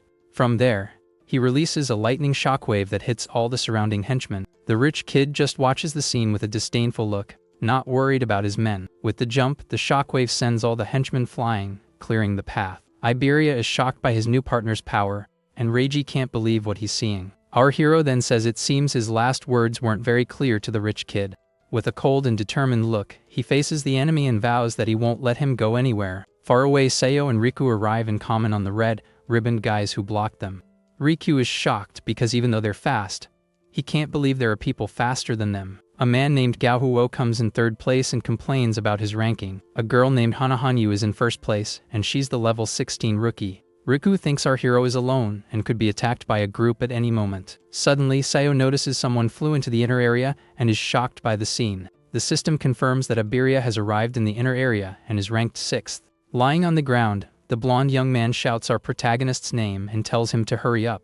Riku and Sayo hear their friend's name and are surprised to recognize him in the middle of it all. With blue lightning surrounding him, our hero faces the crowd, and there's no doubt it's him. With a cold look, he repeats that he won't let the rich kid go anywhere until they settle things. The older man wonders why the rookie is so obsessed with Reiji Kinoshita. With that, Mendo Izumi asks Shoheitan to help his student if the situation gets too complicated. Shoheitan is impressed by the young man's speed and wonders if he could move like that in his youth. Faced with the situation, Reiji gets annoyed and tells our hero to prepare for what's coming. With a wicked smile, he says it's not a battle but an execution, with everyone against one. In other words, it's a 100 versus 1 massacre, and the scene shows the crowd staring him down. Our protagonist is focused because, for him, passing the preliminaries is secondary. His priority is avenging Eicha. Faced with the situation, Reiji goes crazy with rage and shouts for all his henchmen to finish the young man off at once. With that, the crowd of henchmen charges at once towards our hero, who is completely alone. One of the masked guys shouts that our protagonist's head is his and launches a full-power fire punch. But Itsuki stops the blow with one hand, leaving the enemy completely shocked by the scene. Without wasting time, he retaliates with a powerful punch right in the middle of the masked man's face, who doesn't even have time to react. The impact is so strong that the henchman is sent flying by the absurd force of the blow he received. The other henchmen are in shock, and one of them says not to panic because they have the numbers on their side. Our hero faces them and tells them to bring it on, as the screen shows his defense has increased by 10%. He says it's time to end this foolishness and activates his Lotus Burst with all his might. From there, a gigantic fire explosion spreads throughout the arena, hitting all the enemies around. Iberia, Riku, and Sayo watch in shock, and the blonde wonders if that's Itsuki's ability. Elsewhere, a muscular guy and a cat girl comment on the absurd explosion that just happened. The green-haired girl also observes the scene with her sword and a thoughtful look on the situation. The announcer is shocked by the power and wonders how he can use skills outside his class. Eijiha and Shoheitan watch from afar, and she finally understands where his confidence in the stage came from. Amidst the dust, our protagonist thinks he only used 30% of his power because they are human. The scene reveals all the rich kid's henchmen lying on the ground while the young man stands in the middle of the chaos.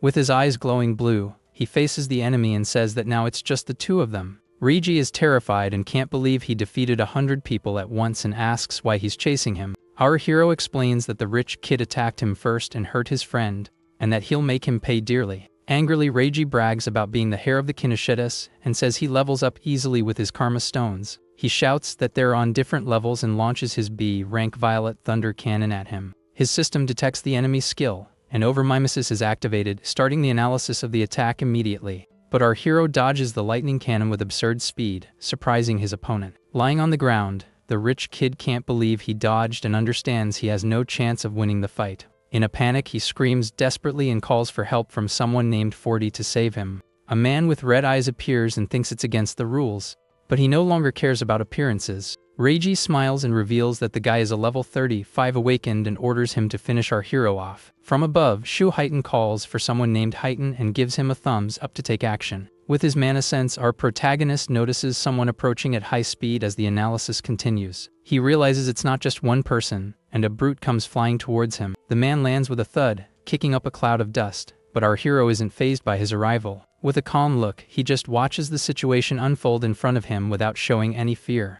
Shu Heitan appears and takes down the So called 40 with a single blow, telling the young man to continue what he started. With purple lightning around him, our hero turns to the rich kid and says his life has just been cut short. Desperate, Reiji tries to use his family's name to threaten our protagonist and try to save himself, but the young man doesn't care and attacks without mercy, making the rich kid scream in pain and fall to the ground. Looking at the fallen body, he says with a cold look that it was for everything he did to Eiji. From afar, the blue-haired woman watches the scene and blushes completely at the young man's actions.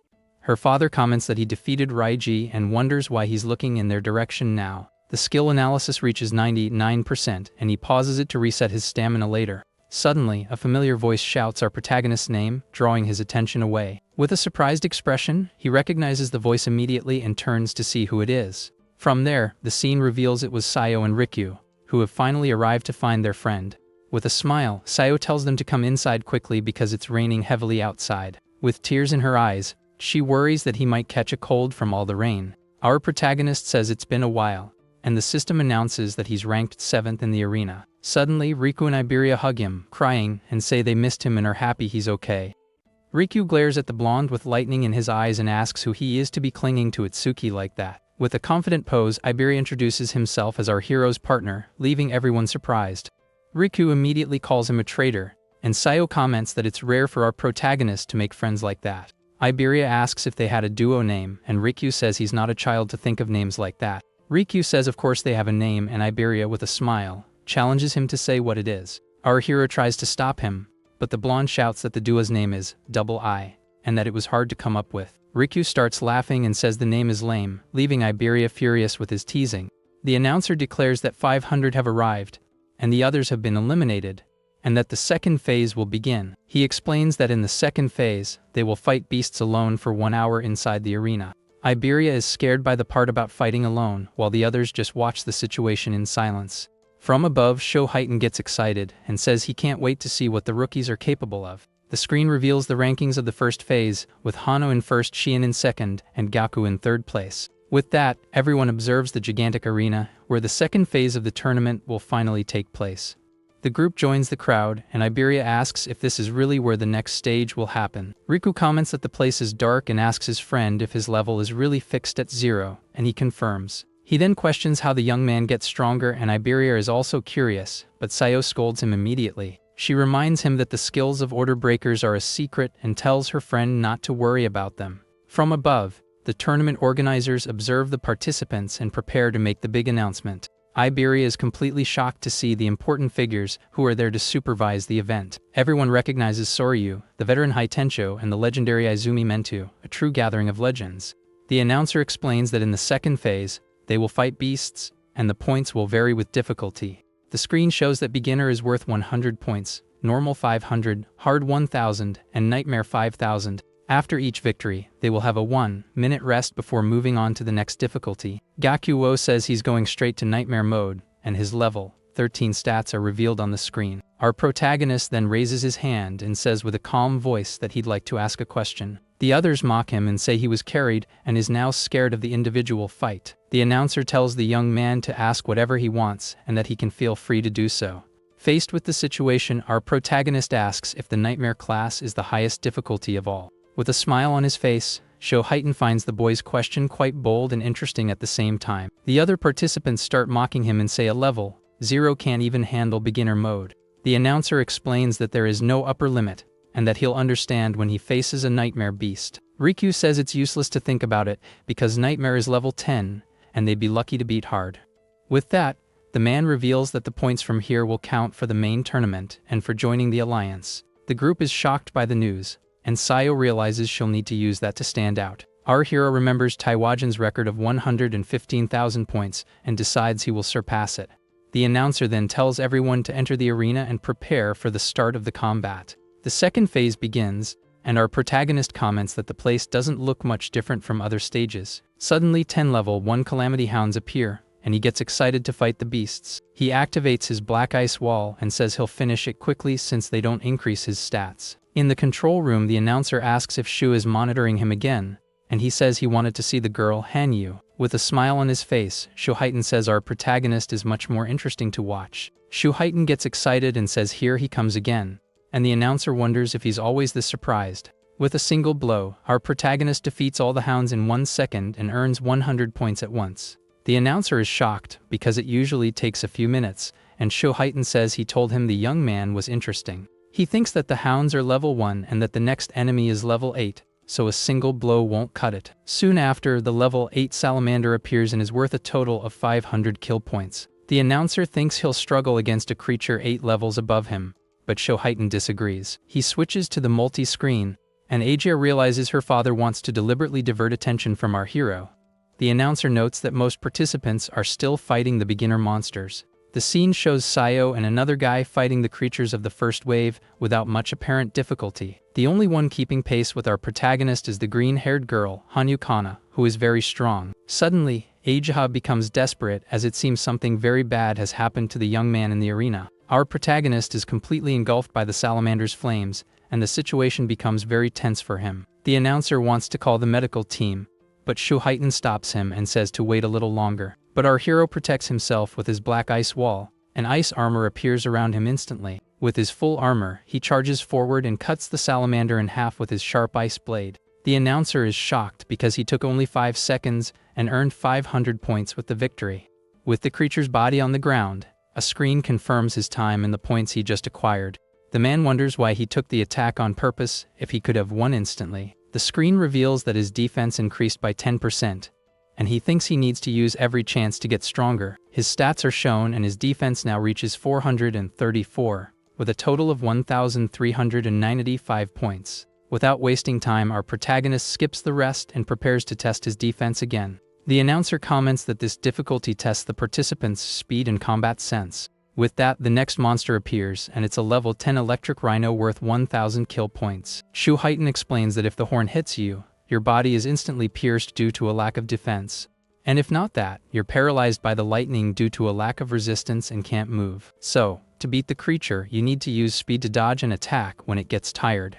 But the announcer is shocked and wonders what our hero is planning to do with the creature. Faced with the situation, our protagonist approaches the creature and touches its horn with a chilling calmness. With a smile on his face, he says that horn is perfect for testing his defense again. From there, the electric rhino prepares to attack with full force, covered in a lightning aura. The creature charges with its lightning-covered horn, and our protagonist stands still in its path. The impact of the blow sends him flying, but a bluish aura protects him from any serious damage. In the control room, Ajia screams his name, completely terrified by the scene that just happened. Shu Haiten comments with a smile that the boy's actions are completely unpredictable to him. But he adds that every time, the young man shows results that surpass any imagination. The screen reveals that he absorbed the skill, and his agility increased by 5% with Thunder Wave. With his eyes glowing red, our hero faces the creature and says it's time to settle this. From there, he activates his Thunder Wave, and his agility shoots up by 50% at once. The rhino gets furious with the young man's audacity and prepares to attack again with everything it has. Our protagonist then dodges the attack with absurd speed and passes by the creature. Without wasting time, he gets on the creature and finishes it with an ice blade, earning 1,000 points in 7 seconds. Shu Haiten says he was faster than him in his youth, and that he didn't even use his full power. The announcer then announces with a serious voice that the next creature is the one everyone fears. With swift movements and sharp claws, it tears its enemies to shreds in the blink of an eye. It also has a giant mouth that spits iron chains and swallows everything in its path. To top it off, it has a huge body covered in a tough exoskeleton armor. The announcer explains that because it has all this, it is the most powerful and ferocious beast in the preliminaries. The screen reveals the Purgatory Giant level 15, worth a total of 5,000 kill points. Without a second thought, our protagonist activates his true piercing sphere and launches the attack. The system confirms the monster's defeat, and the sphere's speed increases by 200%. In the control room, the announcer and Shu Haiten are completely shocked by the instant victory. The screen shows that the sphere's speed is now 9 meters per second, with an increase of 900%. They can't believe he took only 3 seconds, and our hero is already preparing for the next fight. The scene shifts to Riku, who is also fighting and facing a creature with powerful fire breath. Sayo activates her water bullet and says that if she defeats the remaining two, she'll advance to the next class. Gaku won't skip the rest, and is confident he'll be the first to reach the normal class of the tournament. A camera confirms that the Nightmare class was completed in 21 seconds, ranking him first. Hana Hanyu has already cleared the normal class and is recovering her mana before the next battle. Sayo, Gaku, and Hana wonder who is faster than them, and the girl is sure it's Atsuki. Back in the arena, our protagonist faces the monster's body and says he'll move on. In the control room, the announcer can't believe he killed a level 15 giant with a single blow. With a wicked smile, Shoheiton orders the difficulty to be increased to see how far the boy can go. The screen announces Phase 2 with 2 giants, and our hero thinks they just increased the numbers. With that, the 2 gigantic creatures charge towards the young man with everything they have. Faced with the situation, our protagonist readies his sphere and says he'll take one of them down while they're screaming. The screen confirms one's defeat, and the sphere's speed increase, which now reaches 1,100%. The announcer is shocked and wonders if that sphere has any kind of power limit, but Shoheiton explains that despite being powerful, the young man's ability has a fatal flaw. With that, the remaining giant charges with absurd speed towards our protagonist. He's surprised and realizes the creature's speed is greater than anyone he's ever faced. In the control room, the staff comments that giants are mistaken for being slow due to their size. He explains that, in fact, despite their size, they are the fast and agile type. The screen reveals they have no mana, but in return, all their other stats are much higher. Our protagonist then prepares another sphere to try and hit the creature before it's too late. The attack hits the monster head-on, and the screen shows its stats of 300 in agility and defense. But to his surprise, the giant dodges the sphere, and our protagonist is completely shocked. In the control room, they realize the sphere is slow, and that the young man used the creature's roar to attack. So, if he doesn't increase the attack speed, he won't advance, and the monster attacks him with a punch. Our hero barely dodges, and the giant's blow creates several shockwaves on the arena floor. The impact of the punch is so strong that it kicks up a large cloud of dust and destroys everything around. Faced with the situation, he realizes the attack can be dodged and needs to change his tactics to win. Shoheiton thinks that if he continues using the skill knowing he'll miss, it's because he has no more tricks up his sleeve, but with a wicked smile, our hero says that since the creature is fast, he'll close the distance. From there, he activates his Thunder Wave and covers himself in lightning to increase his speed. The two charge at each other, and the giant prepares another devastating punch with all its might. The blow hits the ground and creates a crater, but our hero continues to advance amidst the chaos. In the control room, Ajao is completely terrified by the scene and covers her mouth with her hand. The announcer panics and says the attack is too strong and orders the rescue team to be called. But Shoheiton stops him immediately and with a calm voice asks him to wait a little longer. He agrees that the giant's power is immense, but it seems he still has a plan in mind. After all, the giant's power means nothing if it can't hit its target. The monster then prepares to attack again and punches the ground with all its might once more. Suddenly, our protagonist taunts it and draws the creature's attention towards him. The giant turns and is completely shocked to see our hero right behind its head. With that, he launches his sphere up close, and the attack passes through the monster's head with full force. Covered in lightning and with a determined look, our protagonist faces the falling creature. The giant's body falls lifelessly to the ground, and a screen confirms our hero's victory. The sphere's speed increases to 1,300%, and he earns 10,000 points in 12 seconds. In the control room, the announcer and Shoheiton observe the defeated monster's body in the arena. With a relieved smile, Aegea celebrates and shouts the young man's name with great joy. The announcer comments that it's rare to see her so excited about something, and she turns bright red. Embarrassed, she says she was just praying for everyone's safety and it was no big deal.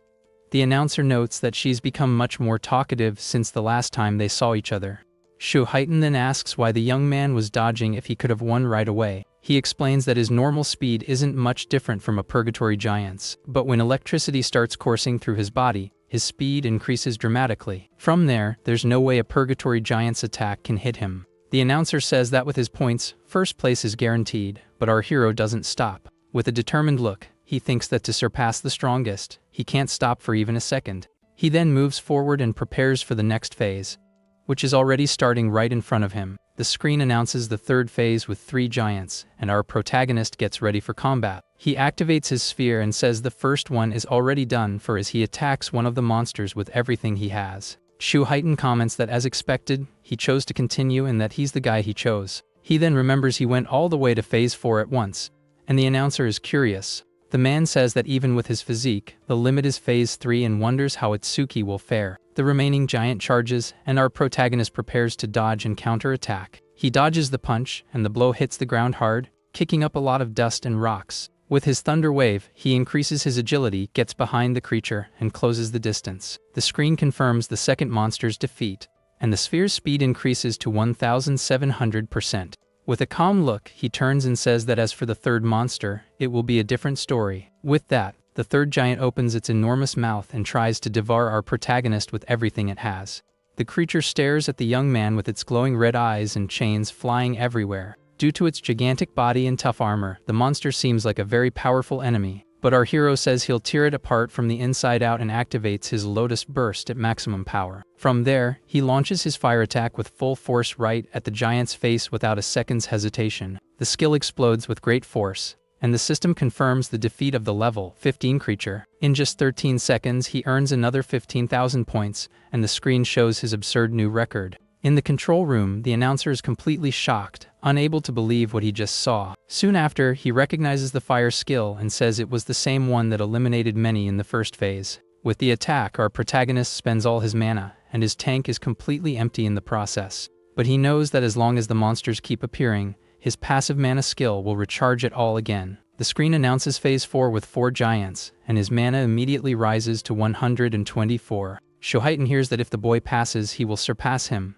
as only Jin Taiwa has come this far before. With a smile, he says he can't wait to see how far the young man will go as he moves swiftly. Our protagonist thinks that the faster the sphere gets, the greater its accuracy on the final target. He thinks that if he increases the speed a few more times, he'll be able to hit the creatures from a distance. But his mana is limited, and he can't waste a single shot of his piercing sphere. Suddenly, one of the giants roars and shoots several chains from its mouth towards the young man. Faced with the situation, our protagonist prepares his sphere, but the monster is faster than him. The boy is surprised, as he didn't expect the creature to be able to use chains. The chains bind him, and the giant slams him hard against the arena floor without mercy. The impact is very strong, and our hero is thrown to the ground with absurd force. Completely trapped, he realizes he can't move and is in a very bad position. From there, the giant crushes him with its gigantic hand to end it all at once. The pressure is so great that our protagonist's body begins to be completely crushed. The monster then steps back and observes the damage its final attack caused on the arena floor. Lying in the crater, our hero is badly injured, and it seems the fight is finally over for him. In the control room, the announcer panics and shouts for Shoheitan to go help the boy. With a worried look, Shoheitan wonders if this is really the end for our hero. He remembers his past and says the scene is exactly like what happened to him before. Shoheitan prepares to go, but the commander stops him, telling him to wait a little longer. With a calm look, Mendo Izumi says that our protagonist hasn't truly given up yet. The announcer panics and says that if they don't save him now, the boy will surely perish. But the commander assures him that he still has a card up his sleeve to turn the tables in his favor. The white-haired man asks how he knows, and the commander says it's in his eyes. The young man's eyes glow with determination, as he still hasn't accepted his end at all. With a blue aura around him, he activates Overmimesis and resumes the analysis he had paused. He remembers the fight with Rigi and the activation of the analysis on his Violet Thunder Cannon skill. The young man purposely stopped the analysis at 99% to use it in a moment like this. From there, the analysis reaches 100%, and a blue aura completely envelopes his body. The screen confirms the acquisition of Thunder Wave, and a blue lotus appears in the control room. The woman with glasses wonders if Aja knew about this, and Shoheitan is surprised by the scene. The screen reveals that the skill absorbs B-rank lightning attacks and increases agility by 100%. In addition, he gains 20 points in all stats and has his health and debuffs fully restored. With that, the blue lotus explodes, and our hero prepares to show everyone his new power. With his body covered in a blue aura, our hero says the warm-up is over, and the fight is about to begin. The announcer is shocked because his stats are absurd, and he healed faster than a healer. From there, he defeats 2 giants at once with his sphere, and the attack's speed increases. In 31 seconds, Phase 4 ends, and he earns 20,000 points with a confident look. With that, another giant is defeated, and the speed of his sphere continues to rise relentlessly. The screen reveals the speed is now 27 meters per second, with a bonus of 2,700%. Without giving them a chance, Phase 5 ends in 57 seconds, and he earns another 25,000 points. Soon after, Phase 6 also ends in 1 minute and 34 seconds, with another 30,000 points. In the control room, Everyone is completely shocked and speechless at the scene they are witnessing. Sitting on a pile of bodies, he wonders if this is hell and who the real monster is. Lying on the ground, he wonders why the giants aren't appearing for the next phase anymore. The announcer says he never expected something like this, and is completely shocked by the situation. With a trembling hand, he prepares to press a large red button on the panel. Faced with the situation, the man says with a serious voice that the fight is over for our protagonist. Because of this, he reveals that the young man simply wiped out all the giants they had. The announcer shouts that he defeated all the purgatory giants they had prepared. Our protagonist is confused because he thought the difficulty had no defined upper limit. Standing on the bodies, he thinks the difference between him and Jin Taiwa can't be that big now. He also accomplished his goal of increasing the sphere's speed, and the screen confirms 12 kills. The sphere's speed is now 38 meters per second, faster than most cars.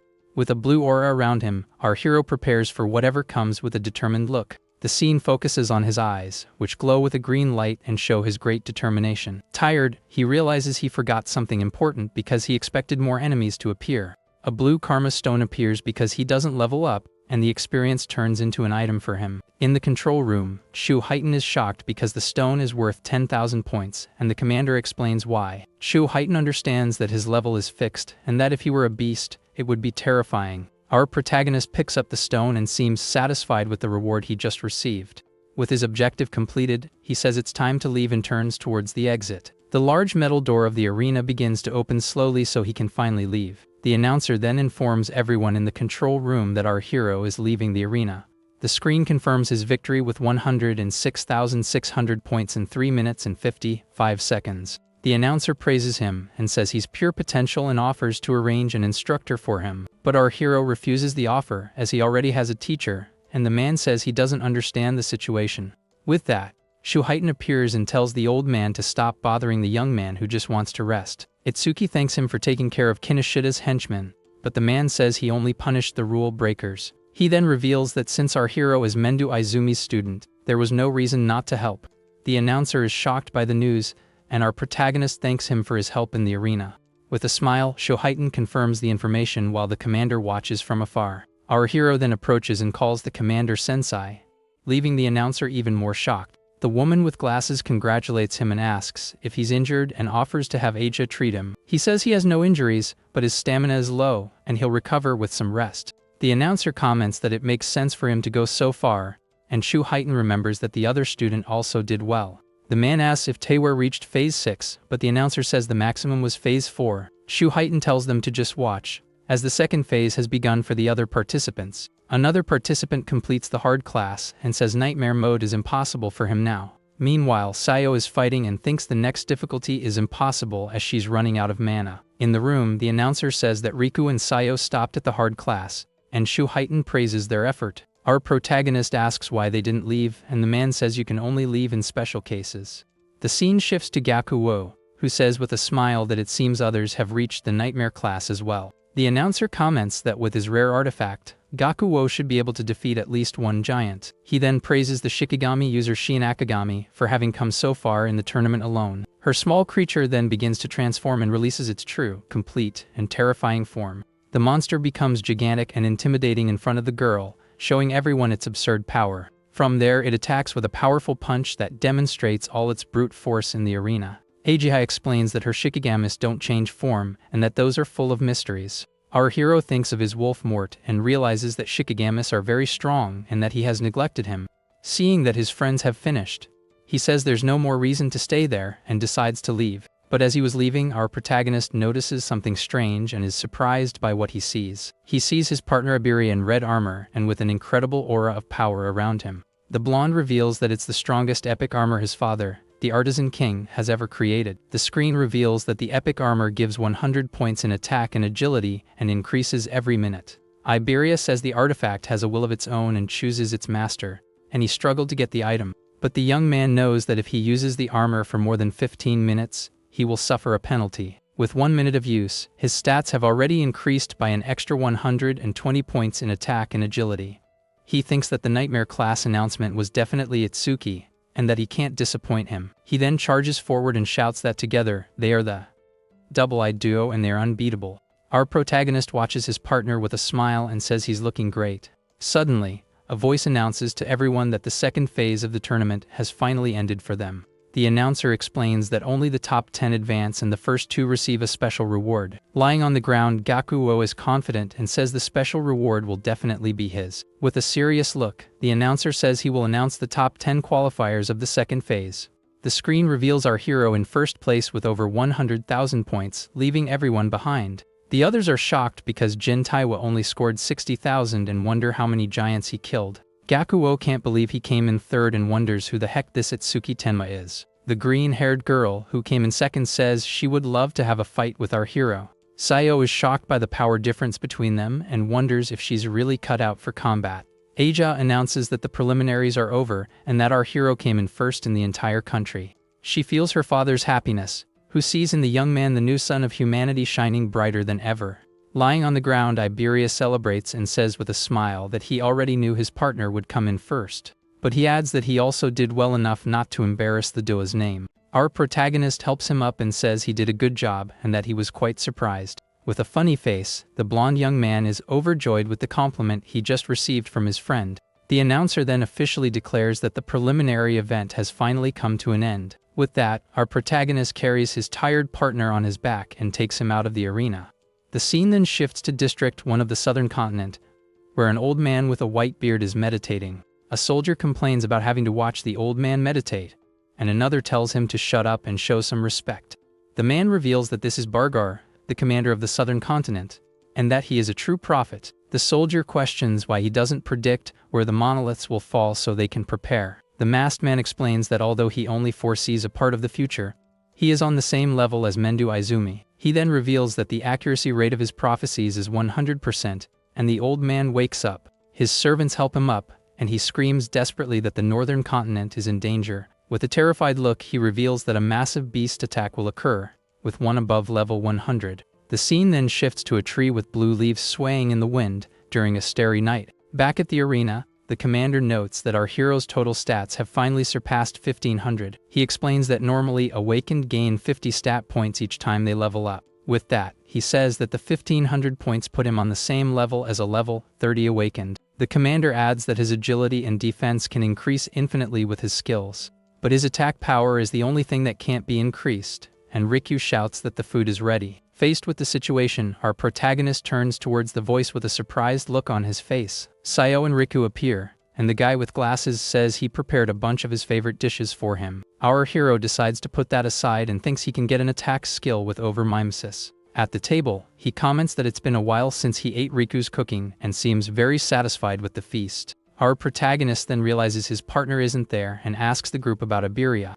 Aja explains that she healed him, but he was exhausted from the armor, so he's still sleeping. Riku is shocked that a level 7 cleared the nightmare class that neither he nor Sayo could beat. Riku asks if it was his food that scared her, but the girl points behind him in fear. A shadow with a red eye appears behind the guy with glasses, who hasn't noticed the threat yet. Drooling, the dark figure says it wants food and seems too hungry to wait. Suddenly, the shadow, which was actually Iberia, lunges and throws itself at the table to devour all the food. Rikyu gets furious and complains about the scare and asks why the blonde is eating at their table. With the bowl completely empty, the blonde young man faces Rikyu and seems ready for a fight. The guy with glasses breaks into a sweat, scared, and asks if the boy really wants to fight him. But Iberia just smiles and says the food is delicious, with his face covered in crumbs. Riku brags and says his food restored the young man's energy, which is why he's feeling good. The blonde compliments the food and says Rikyu should become a chef, and he wonders if that's a compliment.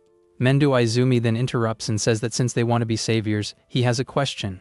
In front of everyone, the commander then asks what is the one thing they fear most in the whole world. Rikyu says his dream is to be a savior to save money and travel the world, eating very well. So, his greatest fear is getting old because he wouldn't have stamina, and his sense of taste would become too dull. Just thinking about it gives the guy with glasses chills, and he despairs at the mere idea. Sayo says she was born into a family of doctors and was therefore raised in a hospital. Since she was little, she saw many people suffering from all kinds of illnesses, big and small. The scene shows a sick person on a stretcher with a very frightening appearance to the girl. With that, she ended up developing a trauma and now fears even a simple cold.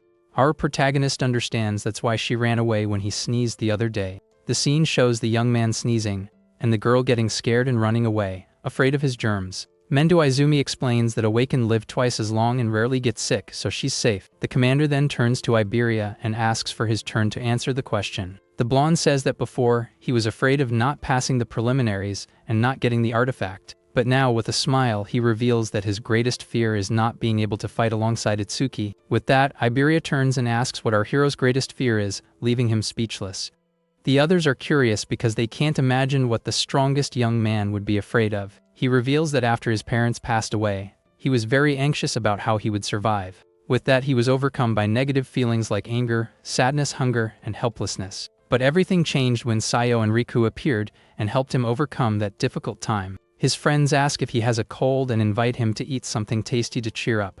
With tears in his eyes, our protagonist says their kindness pulled him out of that negative world. After that, he remembers meeting Commander Mendo Izumi Ajaha and even his partner Iberia. With a calm look, he feels he has finally gained true companions to fight by his side. He then adds that it actually feels more like his family has just grown. With a smile, he says it's been a long time since he felt this relief and wishes it would last forever. Faced with the situation, he reveals that more than anything, his greatest fear was living completely alone. Agia notices that his aura is gentle and calm, very different from the scary vibe from before. Iberia gets emotional and hugs him tightly, promising never to leave his side, not even for a step. The commander explains that the question was to see if they would have regrets, as that is forbidden. He adds that a passing without regrets is the ultimate goal of any and every savior. From there, the man tells them to finish eating and informs them that Sayo and Riku will return to the district tomorrow. The next morning, everyone says their goodbyes and promises to meet again at the Grand National Tournament. Our protagonist then jokes with the blonde and asks since when he became so close to Riku. He remembers wanting to ask Sayo something and decides to leave it for the main tournament. Our protagonist then sees Ajaha running towards him and wonders why she's in such a hurry. The girl runs hastily towards her father with a very worried expression on her face. She stops in front of the commander and reveals she has secret information from the southern continent for him. The woman explains that the information is of the highest level and can only be revealed to the strongest. But the commander tells her to tell him everything, as he completely trusts the two young men there. She then reveals Commander Barger's prophecy about a beast attack on the northern continent. Iberia questions if the prophecy is reliable, but the woman says Bargar is the most renowned prophet. The girl suggests they flee, but her father thinks the target of the attack is likely himself. With that, he concludes that if he stays there, he will serve as a perfect bait to attract the beasts. His daughter insists they leave, and our hero offers to fight if they need help. The commander says he has already decided and has a task for the young man, who is worried about his safety. He orders the two to protect Aiden, Iberia's father and the greatest artisan of all continents. The blonde young man is confused by the order, and our protagonist thinks his master wants to send him away. Soon after, the commander turns to his daughter and reveals he also has 3 requests for her. He tells her to announce the attack, evacuate the civilians, and prepare the strongest for the great battle to come. With his eyes glowing red, he orders Heighten to be called and says they will intercept the beasts there. Ajaha informs him that Heighten is already on his way, and her father tells her to get some rest now. The blue-haired woman just stares at her father with a very worried and thoughtful look on the situation. The commander asks if she's curious about why he sent Itsuki away. With a flushed face, she says that as expected, her father can see through everything she thinks. The man explains that if the young man fights, he will expose his cards and the beasts will hunt him relentlessly. He also reveals that the young man has no attack power, and that Aiden might have an artifact for him. With this item, our hero would become a perfect and complete Awakened, with all his stats maxed out. The scene then shifts and several monoliths fall upon the northern continent, and the attack finally begins. Far away, the two are running, and Iberia says they still have 100 kilometers to go to reach his home. Faced with the situation, our protagonist gets worried and says they need to hurry to get there soon. Suddenly, the blonde young man shouts his partner's name and points at something with a look of astonishment. With a serious look, our hero turns in the direction Iberia is pointing to see what it is. With that, they see a monolith falling right in the middle of the city and realize the attack has already begun. The monolith then crashes to the ground, and a gigantic explosion illuminates the sky with great force. Our protagonist thinks that if the beasts appear now, civilian casualties will be catastrophic. The city's Awakened notice the monolith and panic because the beasts have arrived much earlier. A barrier begins to form, and Iberia says that if they help the civilians, they'll be late for their mission. Itsuki knows the blonde is exhausted but didn't stop because of his father and thinks he would hate the idea of helping. Suddenly, a giant stone fist crashes to the ground with absurd force right near them. but Iberia points to the city and says they need to help because without a strong awakened, everyone will perish. With a smile, Iberia changes his plan and says they will first clear the city and then move on. From there, a level 21 fire golem appears and prepares for the upcoming combat. The Awakened think that with 3 level 15s and 1 level 16, they can beat the level 20 creature. One of the men then activates his rock shield and shouts for the others not to break formation in the fight. He prepares to hold off the attack and tells his companions to look for an opening to counterattack. But the golem launches a fire spike that passes through everyone with impressive speed at the same time. The man with the shield can barely hold back the blow and screams with all his might that it's impossible. The others panic because the guy with the highest defense was defeated instantly, and they don't know what to do. One of them shouts that fighting is suicide and that they need to run, but the golem attacks again without giving them a chance. The man with the headband says with a smile that the other guy is the one who needs to be careful. Suddenly, he is shocked to see a dark figure appearing right behind him out of nowhere to attack. Another guy begs for his life and launches his B-rank water cannon with everything he has. He wonders how he got caught but brags about being the natural enemy of fire beasts with his power. His companions watch from afar and suggest finishing off the creature to ensure victory in the fight. But the water elementalist tells everyone to stay away and says he'll finish the monster himself. Soon after, the fire golem revives and the man is shocked while his friend shouts to kill it. From there, the creature launches a massive fire attack, and everyone thinks the fight is over for them. But a black ice structure appears and blocks the flames, and our hero appears right in the middle. Iberia tells them to relax and that they can leave everything to the powerful, double-eyed duo. Our protagonist tells his partner to evacuate the civilians, and the system confirms the defense increase. Iberia says they're not saviors yet, and one of the guys calls him arrogant for talking about Jin Taiwa. The blonde argues with the others, who say they didn't ask for help and were going to win anyway. One of the men then wonders if the ice armor our hero is wearing is some kind of artifact. With a serious look, our protagonist remembers something his master said before they left. The commander warns that his black sphere is powerful, but the casting time is too long to be useful. He then advises him to keep the ability as a trump card for decisive moments. Back in the fight, our hero realizes he can't use his sphere there, and the civilians get excited about his arrival. With that, he decides he'll have to crush the fire golem with his brute force to win the fight. From there, the young man charges and lands a powerful, lightning-covered kick right in the middle of the creature. The system confirms the activation of Thunder Wave, and he climbs onto the monster's head with great speed. Without wasting time, our protagonist discharges his energy and sends the golem flying with the impact. As the smoke clears, the fire creature is completely stunned by the blow it received. Covered in blue lightning, our hero prepares to attack again with everything he has stored up. He then lands a devastating punch on the monster's chest, and a large explosion occurs in the city. The civilians think the creature was already injured, and that the young man only won because of that and his age. The man who was fighting before is completely shocked and speechless at the scene he just saw. He can't believe a level 20. One golem couldn't even touch the young man and wonders who he is. After the dust settles, the Awakened realizes the golem was defeated, but the boy has disappeared. He brags, saying the young man only won because they weakened the creature, but admits his speed was absurd. He thinks the young man's power rivals a level 30, but it wasn't enough to take down the golem instantly. The screen reveals his agility, defense, and magic stats with the bonuses from his active skills. Iberia comments on his partner's speed, and our protagonist says that without power, speed is nothing. With a determined look, he realizes he needs to increase his attack power somehow. The blonde is surprised because he never thought of that, but says there's a way to solve the situation. With an excited look, he asks if his partner really wants a way to increase his attack power. Iberia reveals that his father's warehouse is full of artifacts, and that he will definitely give him one. He starts imagining our hero in incredible armor and drools at the idea. With a funny face, our protagonist asks what he's imagining, and the blonde tells him to hurry up. With that, the young man picks up his tired partner and says that if he doesn't push himself, he can fight if needed. Our protagonist then carries him on his back and runs at high speed with him completely terrified.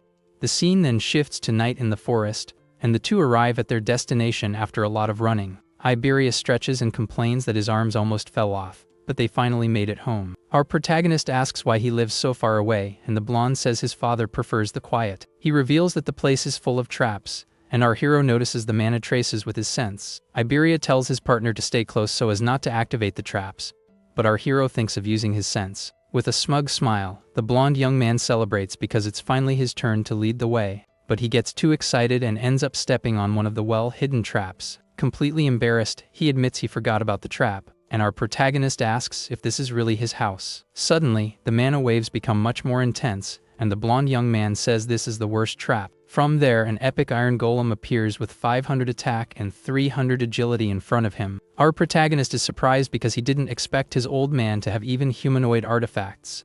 Without wasting time, the golem charges forward and tries to hit the blonde young man with a very powerful punch. But our hero dodges the attack with absurd speed, and the blow only hits the forest floor. The impact of the punch is so strong that it creates a large crater in the ground and kicks up a lot of dust around. He realizes that even the artifact is stronger, but he can't destroy it because it protects Iberia's father. With that, the young man asks his partner if there's a way to stop this thing once and for all. The blonde explains that the golem's power source is the Karma Stone located right in the middle of its chest. Our hero activates his Thunder Wave and says that even though he's weaker, he's still much faster than the golem. With a lightning blade in hand, he charges and prepares to hit the creature's weak spot at once. With that, the iron golem tries to crush him with both arms, using all its strength. The creature's giant fist comes down with full force, but our hero remains still, not moving. With a swift movement, he rips the Karma Stone from the artifact's chest. From there, the iron golem deactivates instantly and stops moving completely. With the stone in hand, he wonders if that's enough, and a warrior's shadow appears behind him. Iberia gets desperate and shouts for someone named Jasuk to stop what he's doing immediately. A man in armor then appears out of nowhere and attacks our protagonist with his sword in an instant. Lying on the ground, our hero sees the surprised man, who wonders when he appeared there so quickly. The warrior introduces himself as Josuke Bokudo and says he thought they were just bandits. He wonders who the young man is, as he didn't feel his mana until the exact moment of the surprise attack. Our protagonist, on the other hand, thinks the man's sword simply vanished and is intrigued. Iberia introduces him as his partner, but Itsuki cuts him off and asks where his father is. Jasuke informs them that the master is in the back but tells them to be careful when approaching. He adds that the old man doesn't seem to be in a good mood, and the scene shows his angry face. The blonde young man runs to his father and shouts excitedly that he finally passed the preliminaries. With a smile, he says he cleared the nightmare class and wants his artifact as his father promised. But out of nowhere, the old artisan slaps his son across the face, leaving him completely shocked by the action. With his hand on his face, the blonde young man asks why the heck he got hit for no apparent reason by his father. His father then shouts angrily and tells him to return the dragon equipment he took without permission. The blonde defends himself, saying he only borrowed it, but the old man warns him of the item's consequences. Angrily, he says he'll never use an item made by him again and runs off, dropping his bag. The old artisan then turns to our protagonist and asks if he's Mendo Izumi's second student. Our hero introduces himself and explains that he was sent to protect him because of the prophecy of the attack.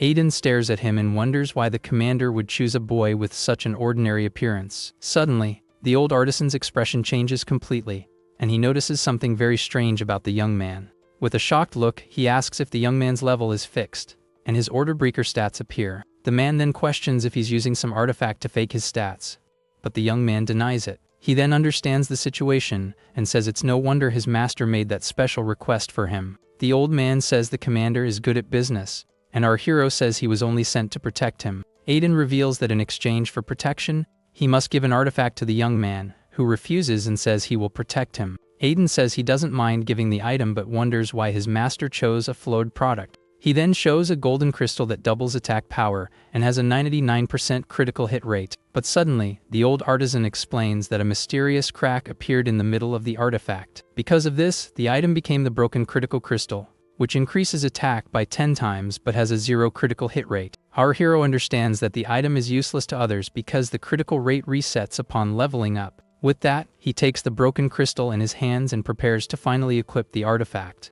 Aiden calls him special and says the item is perfect for someone who doesn't level up like him. By defeating beasts, his critical hit rate will reach 100%, and his attacks will be 10 times stronger. From there, he equips the item, and the system confirms the Iron Fist of Destruction with a 0% critical hit rate. Our protagonist realizes that the critical rate only increases if he defeats enemies with higher attack, which he finds difficult. The screen then confirms that the critical hit rate increases by 1% for each stronger enemy defeated. Aiden says the item suits him, and our hero thanks him because his low attack power was a problem.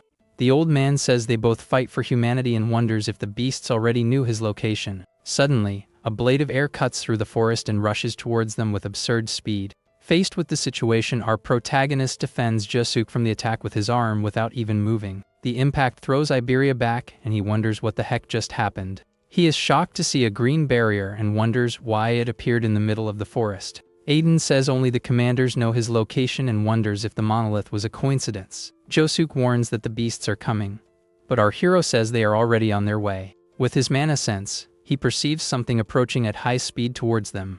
Faced with the situation, he warns that there are 6 enemies but corrects himself immediately and says there are 8 in total. From there, several level 14-1 horned demons appear and prepare for battle. One of the creatures tries to attack our protagonist from behind, but he dodges with ease. He then activates his black ice wall and prepares for combat against the horde of monsters.